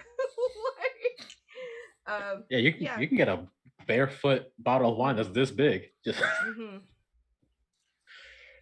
and then I think I'll head that way, but we'll go ahead and let everyone else do their downtime. That I should just show up at the football player place just to I am supposed to continue pretending that things are normal. Gas station Moscato. Oh God. Yep. Anyway, so y'all are Riley and sorry, my brain. Javier. I was gonna say your real name. So Riley and Javier. Are y'all going to play some Mortal Kombats with each other? Is that what I understand?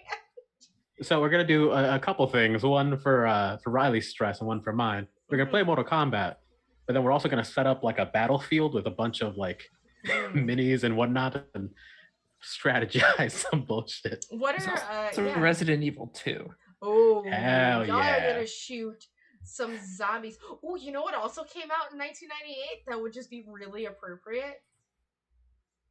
Parasite Eve. Ooh, I trying to de-stress. Let's stick with Resident Evil. I would like to de-stress, thank you. Yeah, zombies would be are the preferred at this point. Oh no, it was Katie. Katie, we love you so much, and we're not gonna move very far without you. We're just having everyone do a single downtime action with a little bit of role play scenes, and then we'll probably wrap up and do experience, so that way we're not leaving anyone behind story wise. She's eating a sub in the dark. I know, she's eating a sub in the dark. We love you, Katie. Thank you. We miss you. You're currently babysitting Danielle and having Popeyes.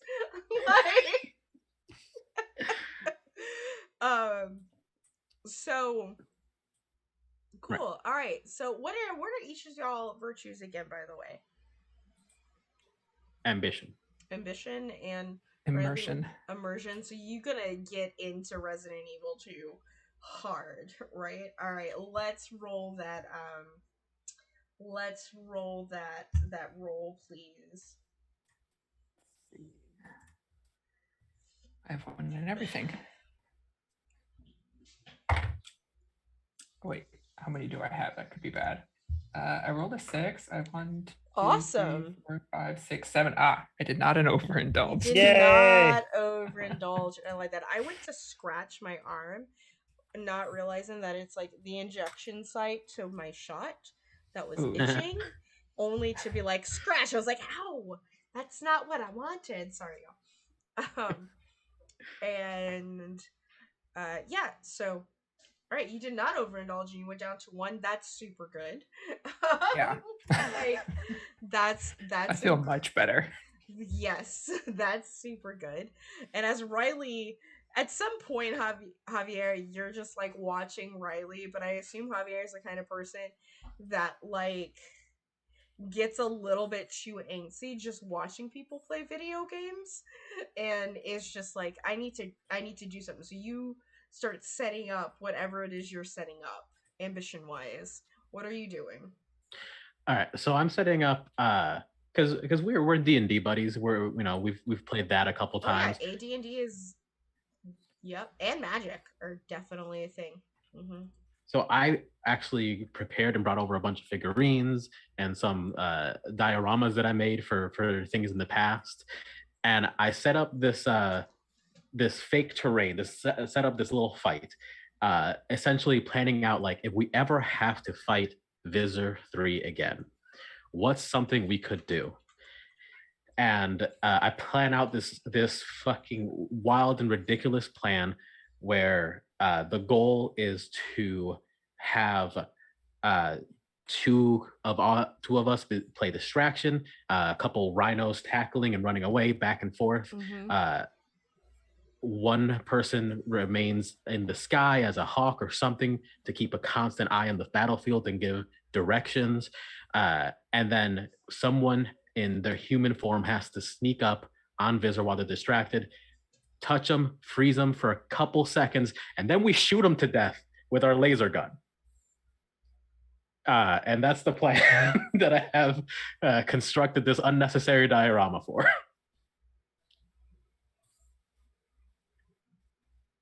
So yeah. Yeah. All right. That's Mm-hmm. what I got. Yo, there is some weird ass TTRPGs that were existing in the 90s. Oh yeah, I can only imagine. Hercules and Xena had one. they did. A lot of licensed RPGs around that time. Yeah, that's when Legend of the Five Rings was licensed in 97. Sorry, I just got super interested in like the tabletop game. Ooh, Other than Besem First Edition. Besem First Edition is out. Let's roll your stress, please, as you made your diorama. I'm gonna go ahead and say that one of the games that I definitely have played was Xena and Hercules. So Yes. I opted to take the Hercules figurine as myself. Nice. Also, Werewolf the Wild West. What? Is this like I'm sorry, I'm distracted from this game. I'm like, I'm gonna look at these. 5. You have reduced 5 stress easily from your Fuck. I was just 2 away from some trauma. So we get to do 2 things total, right? Yeah, you can do 2. Like, if y'all want to do y'all's right now and just like not have it like a super serious role play, like I'm actually perfectly fine with that because we still have, we'll have Phoenix and Inky's and Nixie's and Katie's to do when they get back. So if y'all have something that y'all can do within like chronologically, it's all gonna be on a Monday. So if y'all want to do your second downtime, we have time to do it. It's 7:00. Well, I'll also have to do some extra stuff for heat, as you mentioned. So yeah, it's kind of up to if anyone wants to reduce heat or continue to remove stress. I know like some people have way more than they wanted. If y'all have another idea for your second one, I'm fine with it. I wanted, if I had the chance to hang out with Tony for a little bit, and maybe at the end of the day or something. Okay. To catch with them and be like, hey, will you work out with me? It's funny you should say that. Will you teach me how to work out? Yeah, man. I assume you called at my house. So yeah. Do you want to go to the? I'm gonna go with the Y because you wouldn't be allowed into the school gym. The YMCA. Yeah.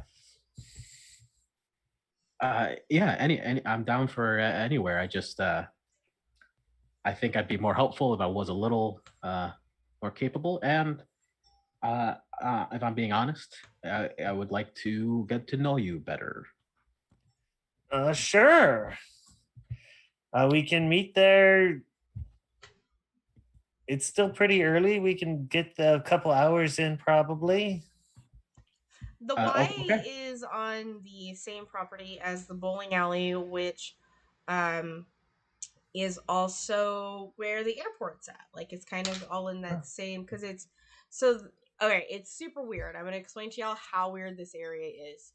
So the international airport that has just been built is actually a former Air Force base. It's actually still a current in Air Force base, so they're just kind of using the runways to turn into to also turn into an actual airport in this city, because otherwise people have to go essentially to New Orleans to fly out of the state. I don't know if Baton Rouge has their airport out yet, but so having, and I don't know if y'all have actually been to Louisiana. It's not a small state. Like, it takes a while to get across. Kind of. It's, not Texas size, but she ain't small. She's quite the boot. But yeah, so the Y is actually a former military training facility that is next to the bowling alley. Military brats needed something to do, like kind of thing. Air Force brats. Yeah, y'all can meet there, and it's doable to get there by skateboard if you really. It's a little out there, and you have to actually pass up the.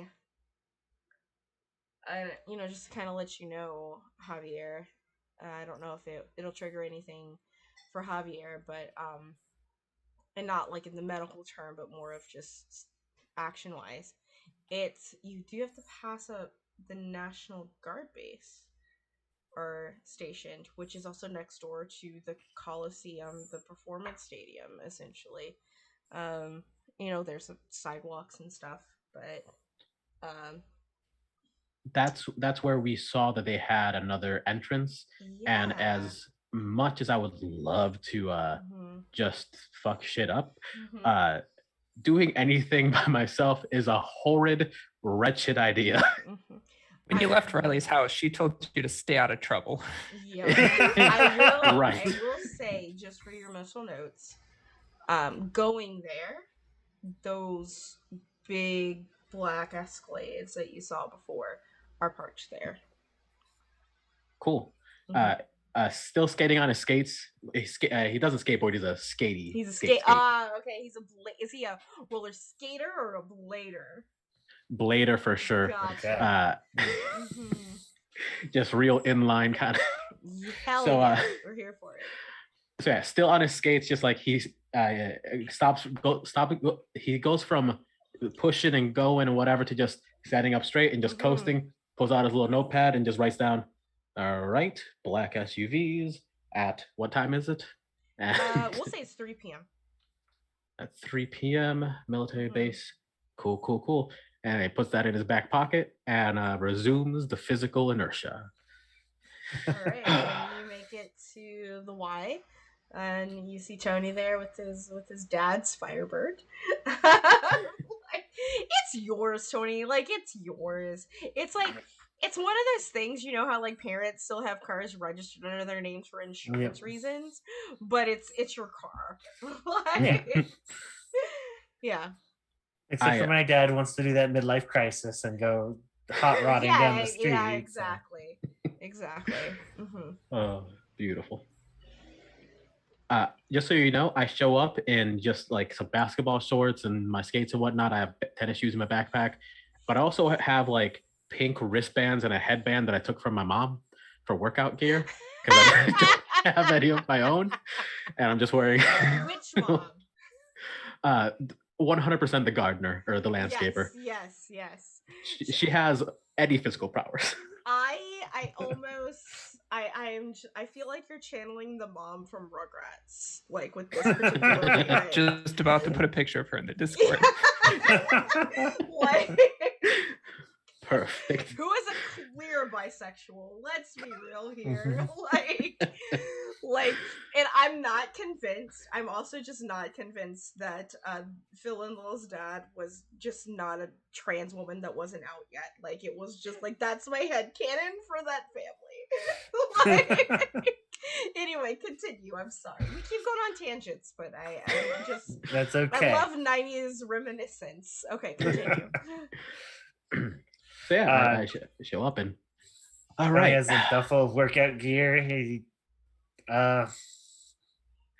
We're at the Y. I don't think anyone will really give you too many weird comments, but if you want to borrow some gear, I hope some of it might fit.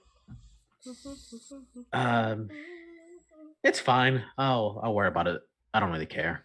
Okay. I mean, I Thank you, don't though. either. Just It's fine. People talk. They always do. Whether I'm wearing my mom's shit or not, it's fine. okay. Tony will go in and pay the the fee. I have a feeling there's like if you show your student ID, Yeah. like you get like to go and work out for free. Oh, sweet. Yeah. Nice. Yeah, student A lot ID, of the like, Ys have that stuff. Student Yeah. IDs, military IDs, and the United States Postal Service all get like. Yeah. Especially in the 90s. Oh yeah. Yeah, best union in the world was USPS. United States Postal Service. I'm just throwing it out there. Anyway, continue. So way too energetic. Like, all right. So what are we doing first? So you skated here, so I think we're gonna work on arm strength. And I'm gonna take you over to the bench press thing and say, okay, don't take this the wrong way, but just lift the bar. Yeah, no problem.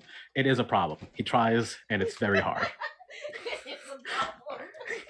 Yeah. But he gets a few in. He gets him. Oh yeah. Well, and you're doing good. Everybody struggles when they first do this stuff. Like, don't worry about it. We do a few reps like this, we get your upper body strength, we'll slowly add on weight. Cool. Tony is not working out. Javier would die if anything bad happened. Fair enough. So yeah, I'm assuming you're using the second downtime action to train your body. I sure am. Go ahead and put in experience points in training your body, friend. Nice. Also, it's not, obviously not a mechanical thing, but I did just want to spend time with Tony and. Of course, yeah. Yep. You're just gonna have to talk first because he's a little. Yeah. Tony, and this is between like bicep curls where he just has like a 10-pound on a curved bar or whatever. It's just like, Tony, you were amazing the other day. I'm so sorry about what happened.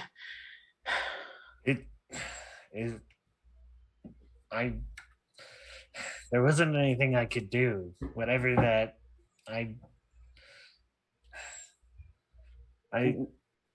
Tony, no. You were amazing.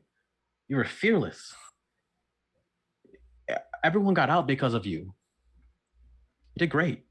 He killed one of his guys. He like ripped him in half. That's not on us. That's not on you. You did great. Riley's alive because of you. I'm alive because of you. You like tackled an elephant or something, man. Everyone's got something to do, and you did your part amazingly. I didn't know you really before this, but I wish I had. I knew of you because you're around, but it's hard. If I start hanging out with people, they sometimes will get more attention drawn to them. So I kind of have to stay in the football lane. I get that. I sometimes when I hang out with people, they get less attention. So it balances out.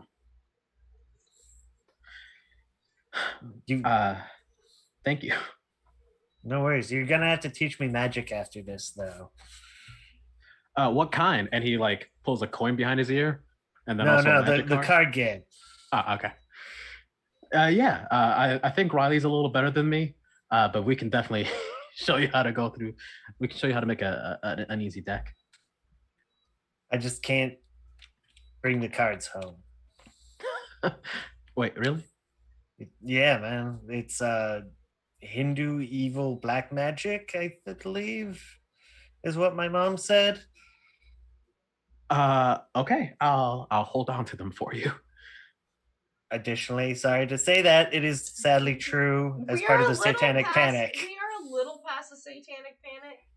No. I Even would the Power say- Rangers were considered evil black magic because they were However, getting the oddly enough, and this is one of the weirdest things, I'm not saying this is not for your parents, but just to kind of give you a little tidbit of like growing up Catholic in Louisiana, it wasn't like the rest of the world. like there was like significantly less of a satanic panic because there was just like this whole like, and a lot of it has to do with the fact there's a lot of it's like, oh yeah, it's they just didn't believe that it was real, and if you didn't believe that it was real, it didn't have power over you, and that was the general attitude of things like that. So we didn't have issues playing Dungeons and Dragons and Pokemon and Yu-Gi-Oh back in the 90s. It was definitely weird compared to the rest of the country. So whenever I hear that this, I always kind of think of like the satanic panic as like, oh, that was a really long time ago, but no, it was during my age. Oh yeah, but just happened in other I places. didn't. I didn't think happen about that. out there, That's that makes sense.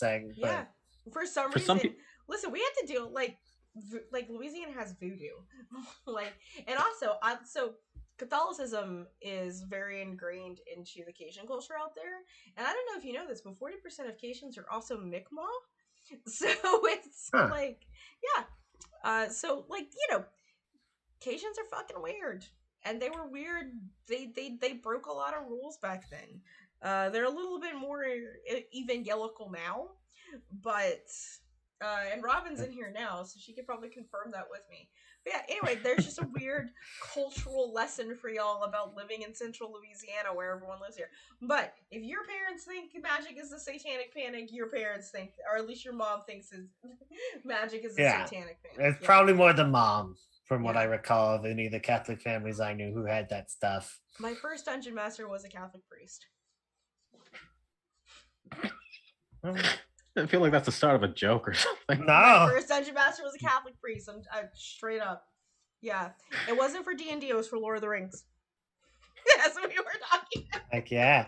Yeah. Mm-hmm. All right, continue. I'm sorry. I always wanted to learn to play, but most of the people I hang out with aren't big on that stuff. Although you'd be surprised sometimes. You know, I'm definitely starting to believe that more and more. And then he just one last as he pulls up some shitty weight to himself. And all right, I think just dripping with sweat as he's barely done anything. I think that's a good workout for today, right? And then you gotta start slow. You should definitely shower though. Cool. All right, that's all I have. So I will stop being a chatty Cathy. No, that's okay. Nick and Anna, are there any secondary? Do you have ideas for your second downtime action this time around? If you want to wait, that's also cool for everyone else.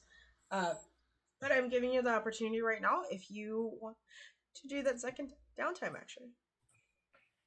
I do. All right. That's on my sheet. I do want to train after seeing Visser and then even Demetrius's sister Danielle, how fast they were able to morph. Mm-hmm. I want to practice that. I might, in case my mom comes home from work, maybe lock myself in the bathroom. And I want to practice just morphing and demorphing as quickly as I can. I also want to, since I have the ability now, to try and mix some morphs together to see how that works. And then also try partial morphing. Yeah. That was that's definitely an ability canon wise that the only person I think that technically used it was an Andalite, right? Was it or I might have missed it later because Axe was able to acquire all 5 of the humans and mix their DNA together to make a single person. That's a slightly different ability in this. Okay. Yeah. Yeah, I didn't look at the Andalite playbook, which there is one. So yeah, I go ahead. Yeah, so we're training a tune or resolve is what I'm assuming. Resolve overall. Yeah, that's Gotcha. what I've been training. Yeah, and Cool. doing partial morphing, seeing if I can give myself Yeah. claws, like jaguar claws, that sort of thing. I don't know how well Yeah. it works, but I'm not shying away from the body horror aspect, I guess, because Mhm. Riley has always had that connection with her Yeah. body where it's always been off, hasn't always felt home in it. So yeah, just embracing that, trying to figure out how far she can push it, how quickly she can morph, that sort of thing. Mhm. Yeah, no, you tell me how, because you're doing the training and stuff, and this is your character. You tell me, like, how successful is Riley in doing this? Like, how, I'm not gonna make you roll for it. Like, this is like part of your training, right? What does this look like?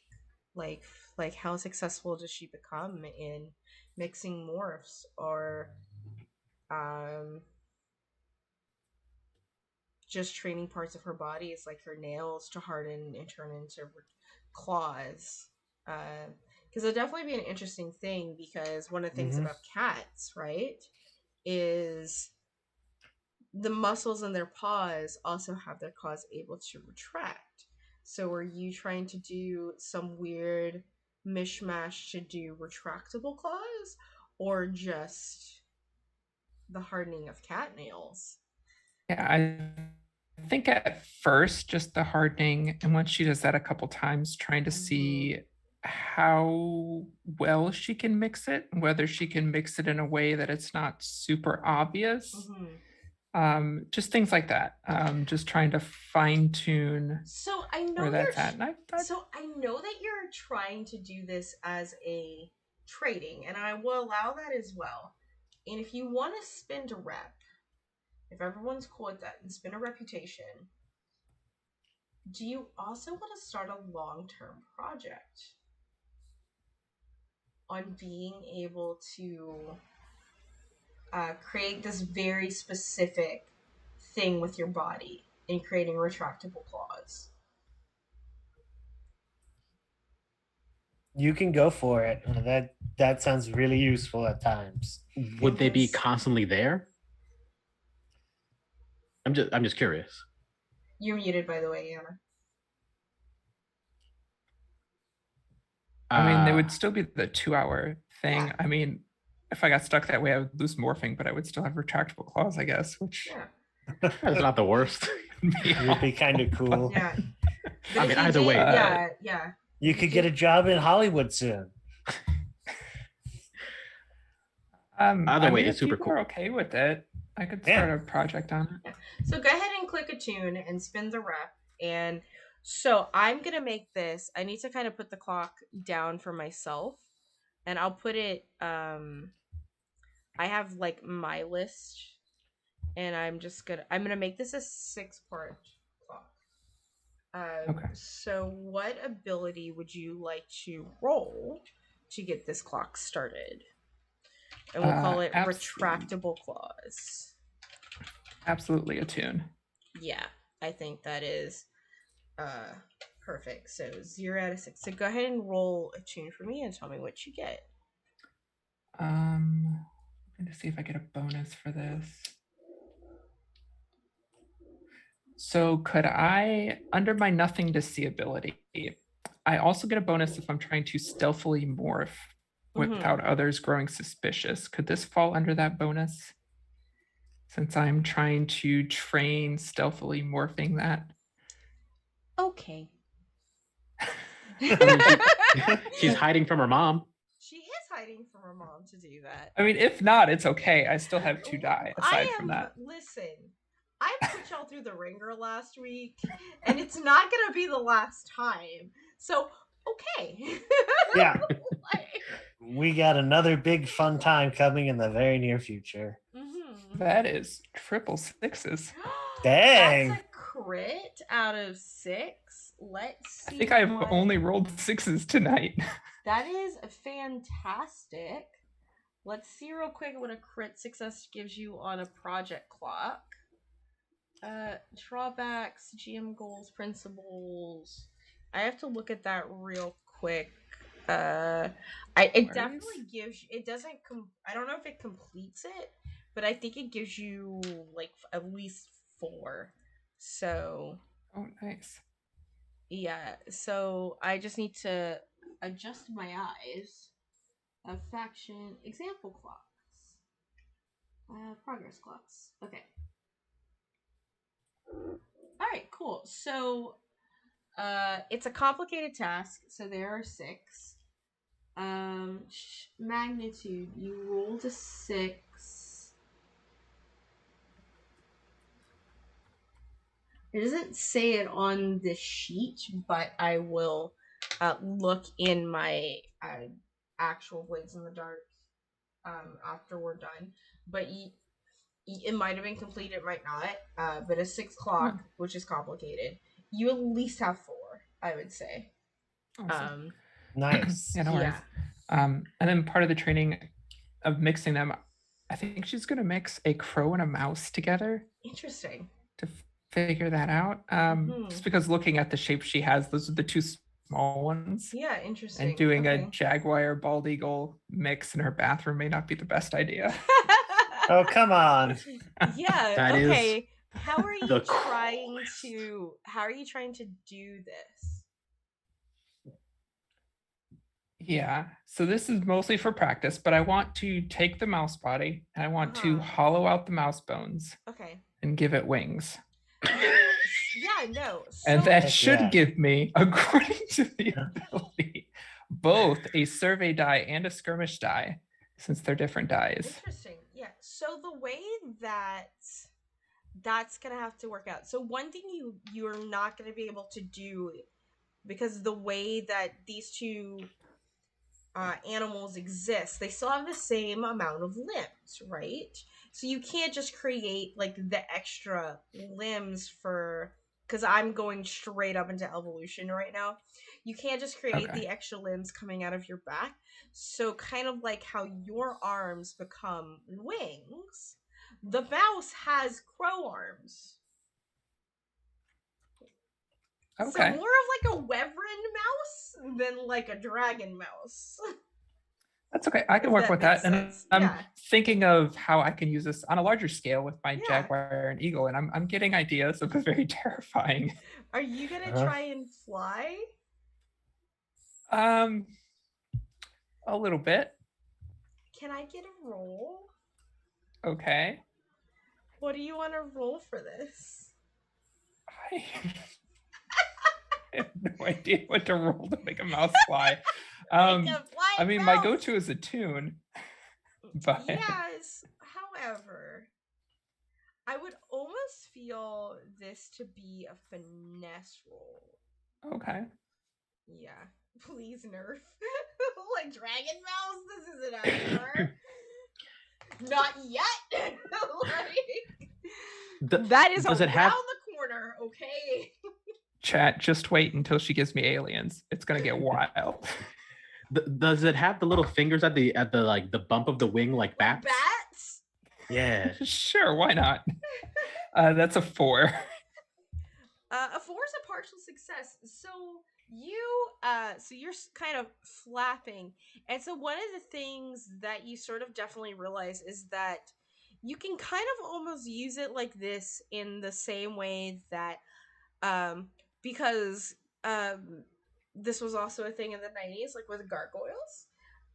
It's definitely more of a gliding situation that you'll be able to do, because you kind of also start to realize that it's not just the wings and the hollow bones. There's a certain level of aerodynamics that comes with birds' bodies that also allow them to fly. That's not just their wings and not just their bones. So you're able to sort of flap and get off the ground, but if you want to catch thermals, honey, that is another quest. But you have mild success with this. It's a lot of good information. I need this information before I try this in the field. Indeed. The fact that y'all are jumping into the weirdest shit of this canon just makes me so happy. Like, just, which is fine because I dumped y'all into some deep lore to begin with anyway.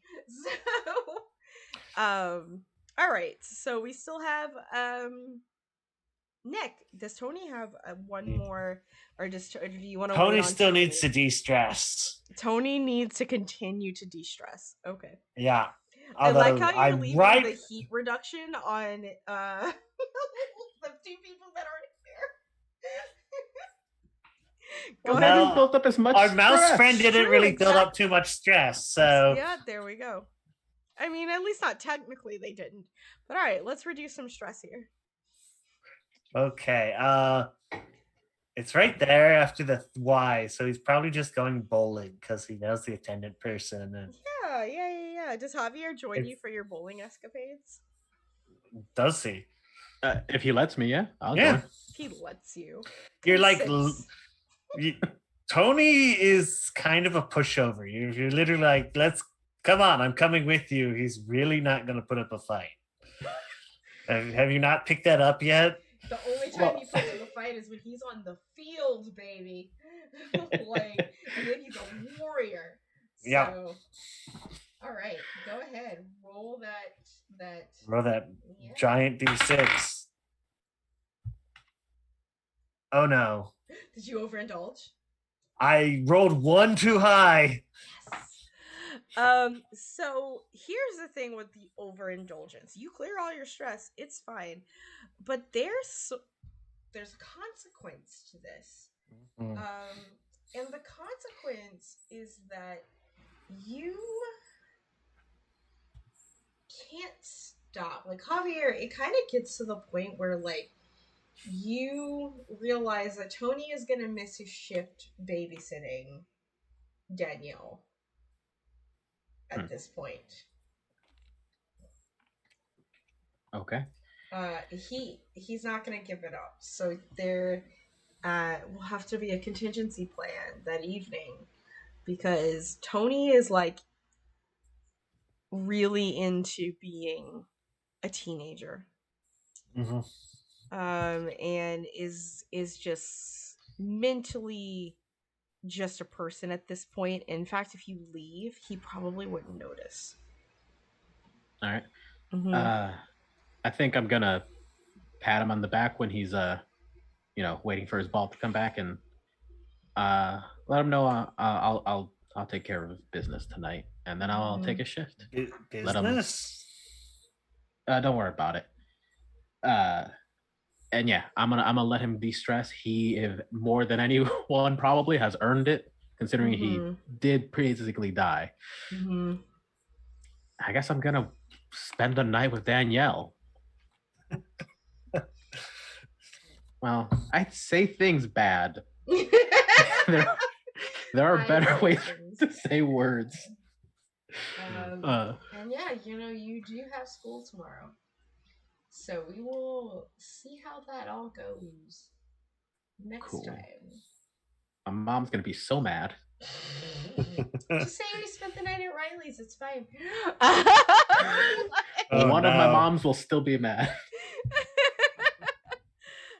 And with that, let's start thinking about our experience for this session. Let's think about it. All right, cool. Let's go straight to our crew sheet.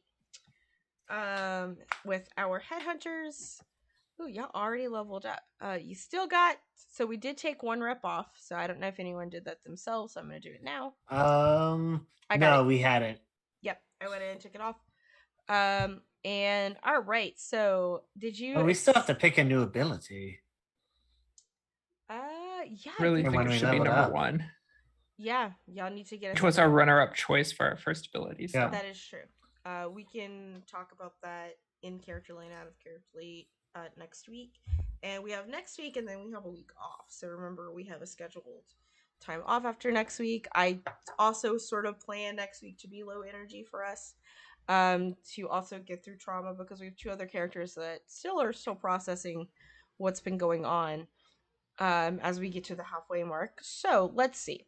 Were y'all successful eliminating key members of Yeerk forces, do harm to a visor, or eliminate the usefulness of a specific controller to the Yeerk invasion? Turns out they weren't that useful anyways. Oh. Oh. I mean, they know a lot of information about you now, so yeah, like, they're useful. If they were tortured, we'd be in a lot of trouble. Or if Yeah. Danielle was just brought back and infested. Yeah. So, did you continue with challenges above your current station? I Not don't at the moment. think so. Did you bolster the reputation or develop a new one? Nope, sure didn't. You kind of laid low, like purposely, around this time. Did you express the goals, drives, or inner conflict of or essential nature of the crew? Riley and I did a little bit. We had a Yeah. little bit of a chit chat about that. About the fighting and the I was going to bring that up too. Yeah, about fighting and that we all kind of need to start pulling our weight and who should be leader. That's all important stuff for the nature of the crew. Also, it's less about saving the human race because the human race is full of fucking garbage, but allowing it to at least have a chance to get better. All right, I'll give you one. One for your low energy session. We'll see if you get more tomorrow.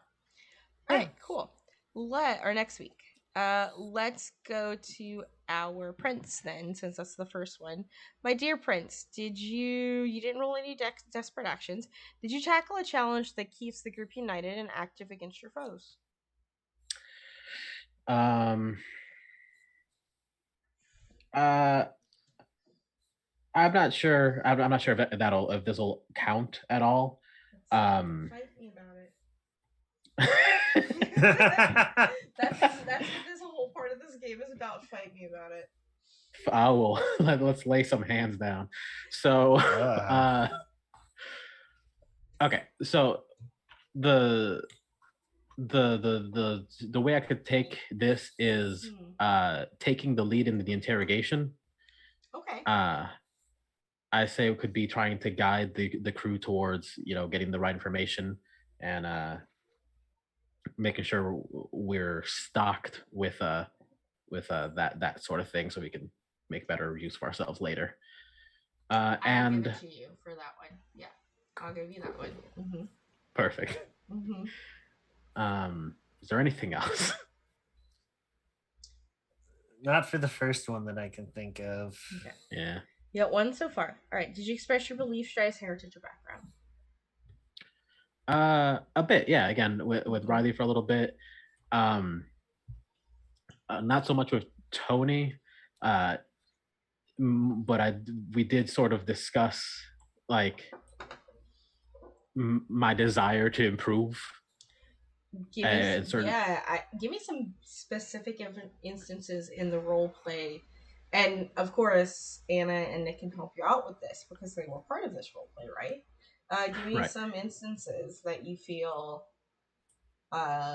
like this is very specifically when I express my belief, my drive, my heritage, my background. Yeah, with Riley expressing, hey, this is why I think we need to save people. This is why I think we need to commit to this fight, and this is why I think we need to be willing to put our lives on the line. And also just expressing what my goals are for this group, that I think might be better to be leader.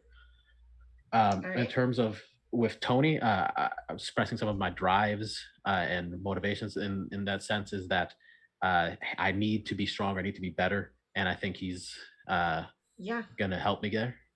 I agree. You got 3. Did you struggle with issues from your virtues or traumas during this session? I have no traumas yet. You didn't struggle, so... No, he's very good with just falling right into the ambition. Yeah, so you got 3 total, my friend. All right.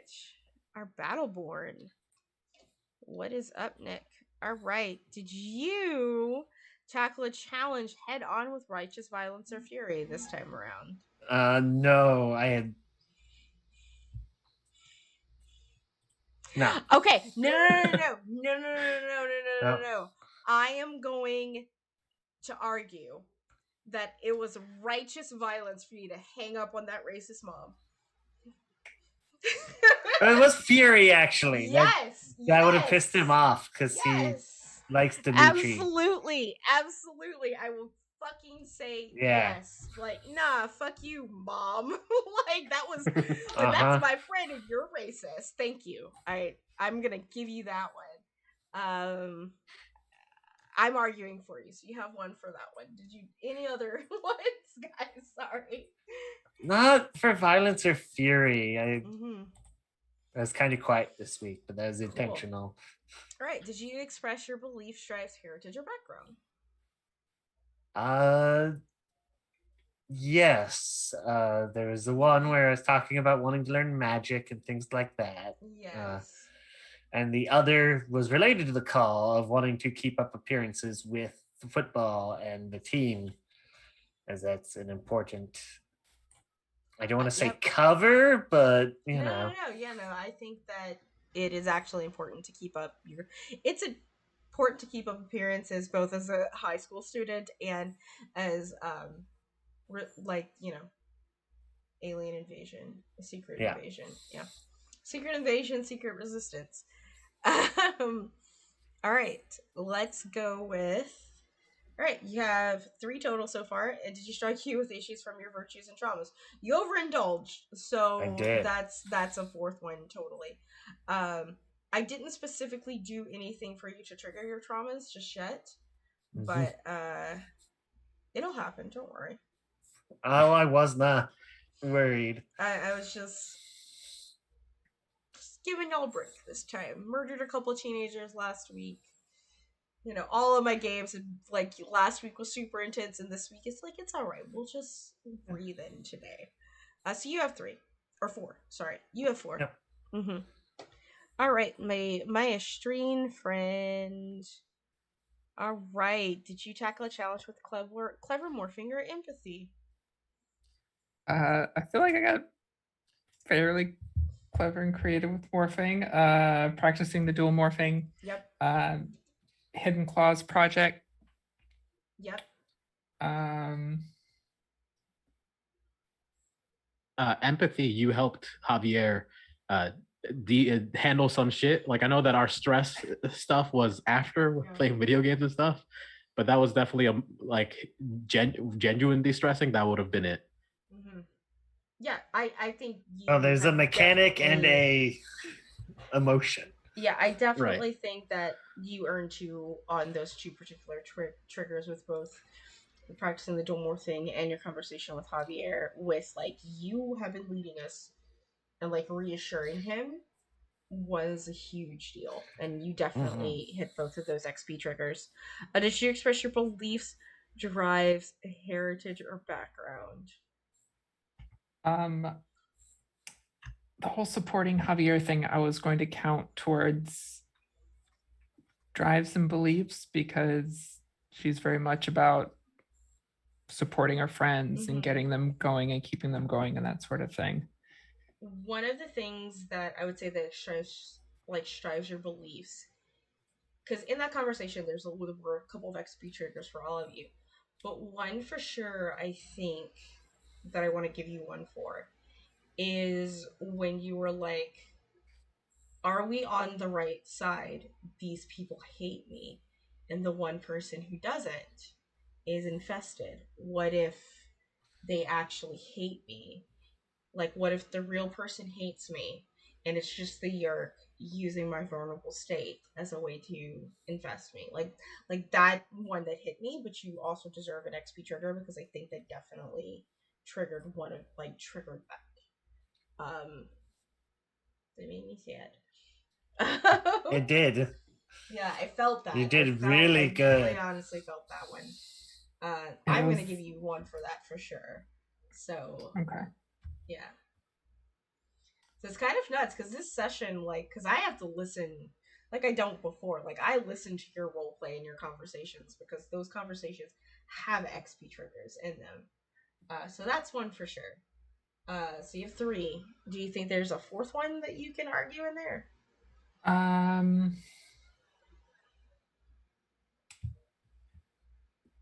I think with her being able to practice the partial morphing and being okay with that body horror kind of digs into her background of being trans. Yes. Which is the first time we said that out loud on the stream. Yes. Mhm. We've hinted at it a few times, but We've I mean, hinted it's at it, episode yeah. what, 5? It Yeah. it needs to be said. Yeah. Yeah, it was definitely has been hinted at today and a couple other times. So yeah, I think for sure that's definitely for XP triggers. Do you struggle with issues from your virtues or traumas during this session?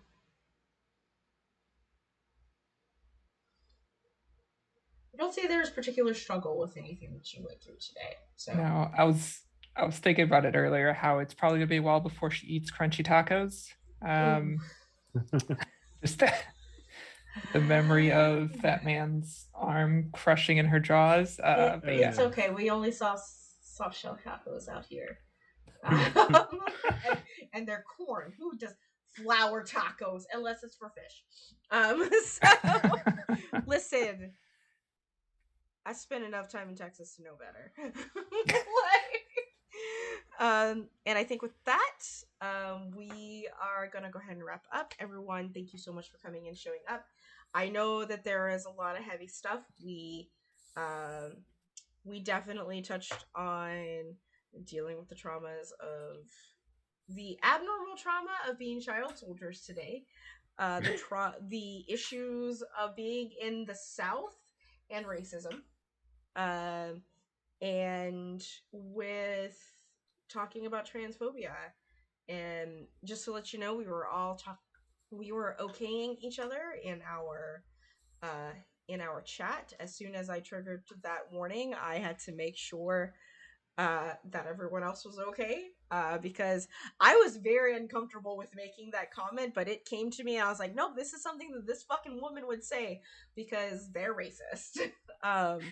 Kind of thing. And it doesn't make a huge issue in here, but I actually feel disgusting like seeing that, but it just anyway, I'm okay.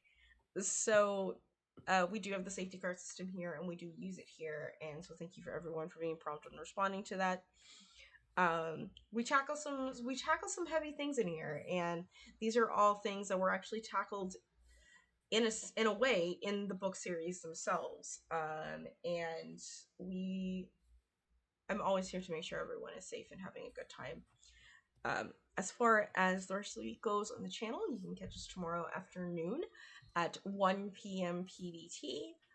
For some more Forge in the Dark hacks, we have something we call Nightmares of the Frontier, which is we like to dub chaotic bisexual wild west eldritch horror fantasy.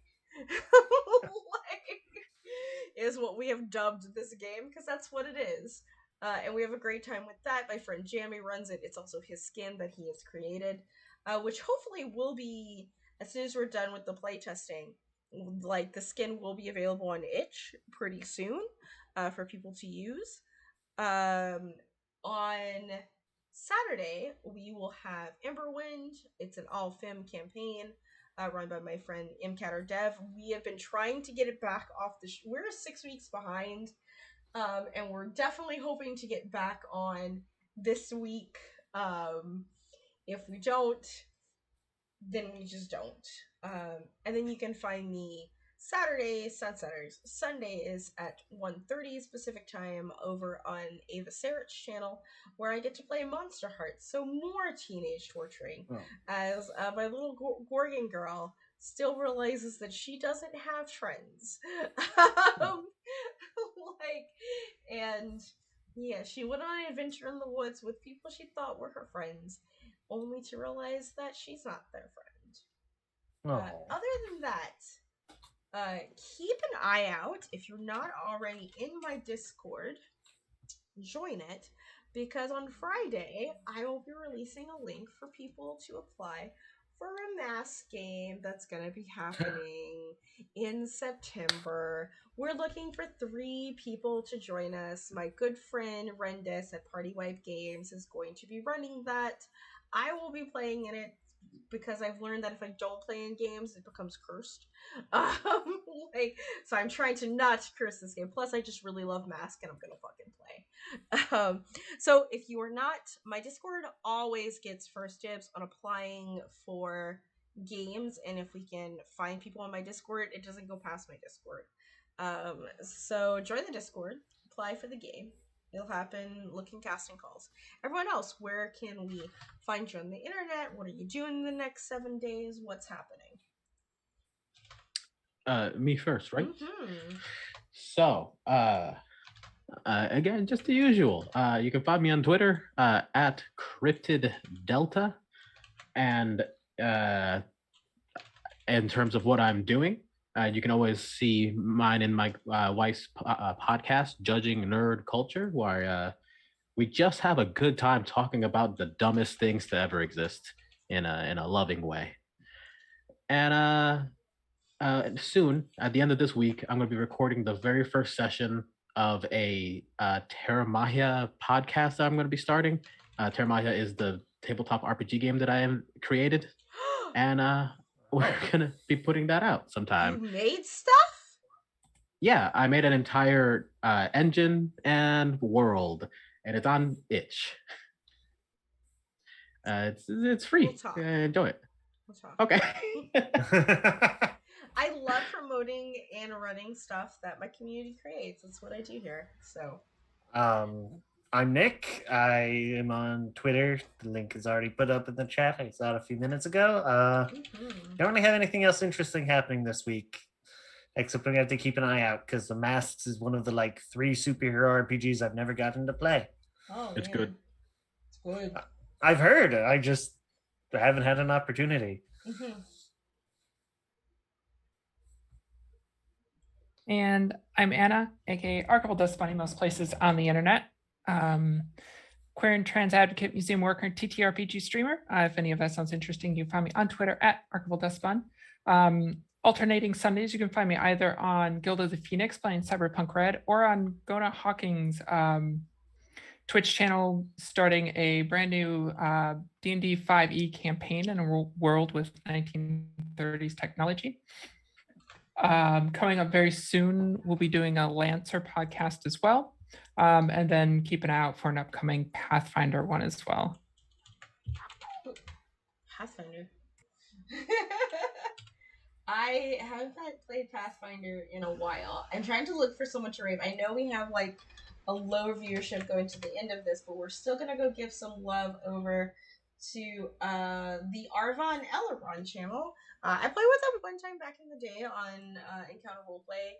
Cool human beings. They're playing some Dungeons and Dragons, so we're gonna show them a little bit of love, get some follows, throw some dinosaurs at them, all that kind of stuff.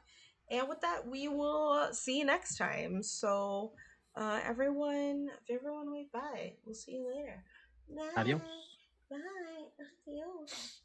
Adios. Go to the splash page. Night.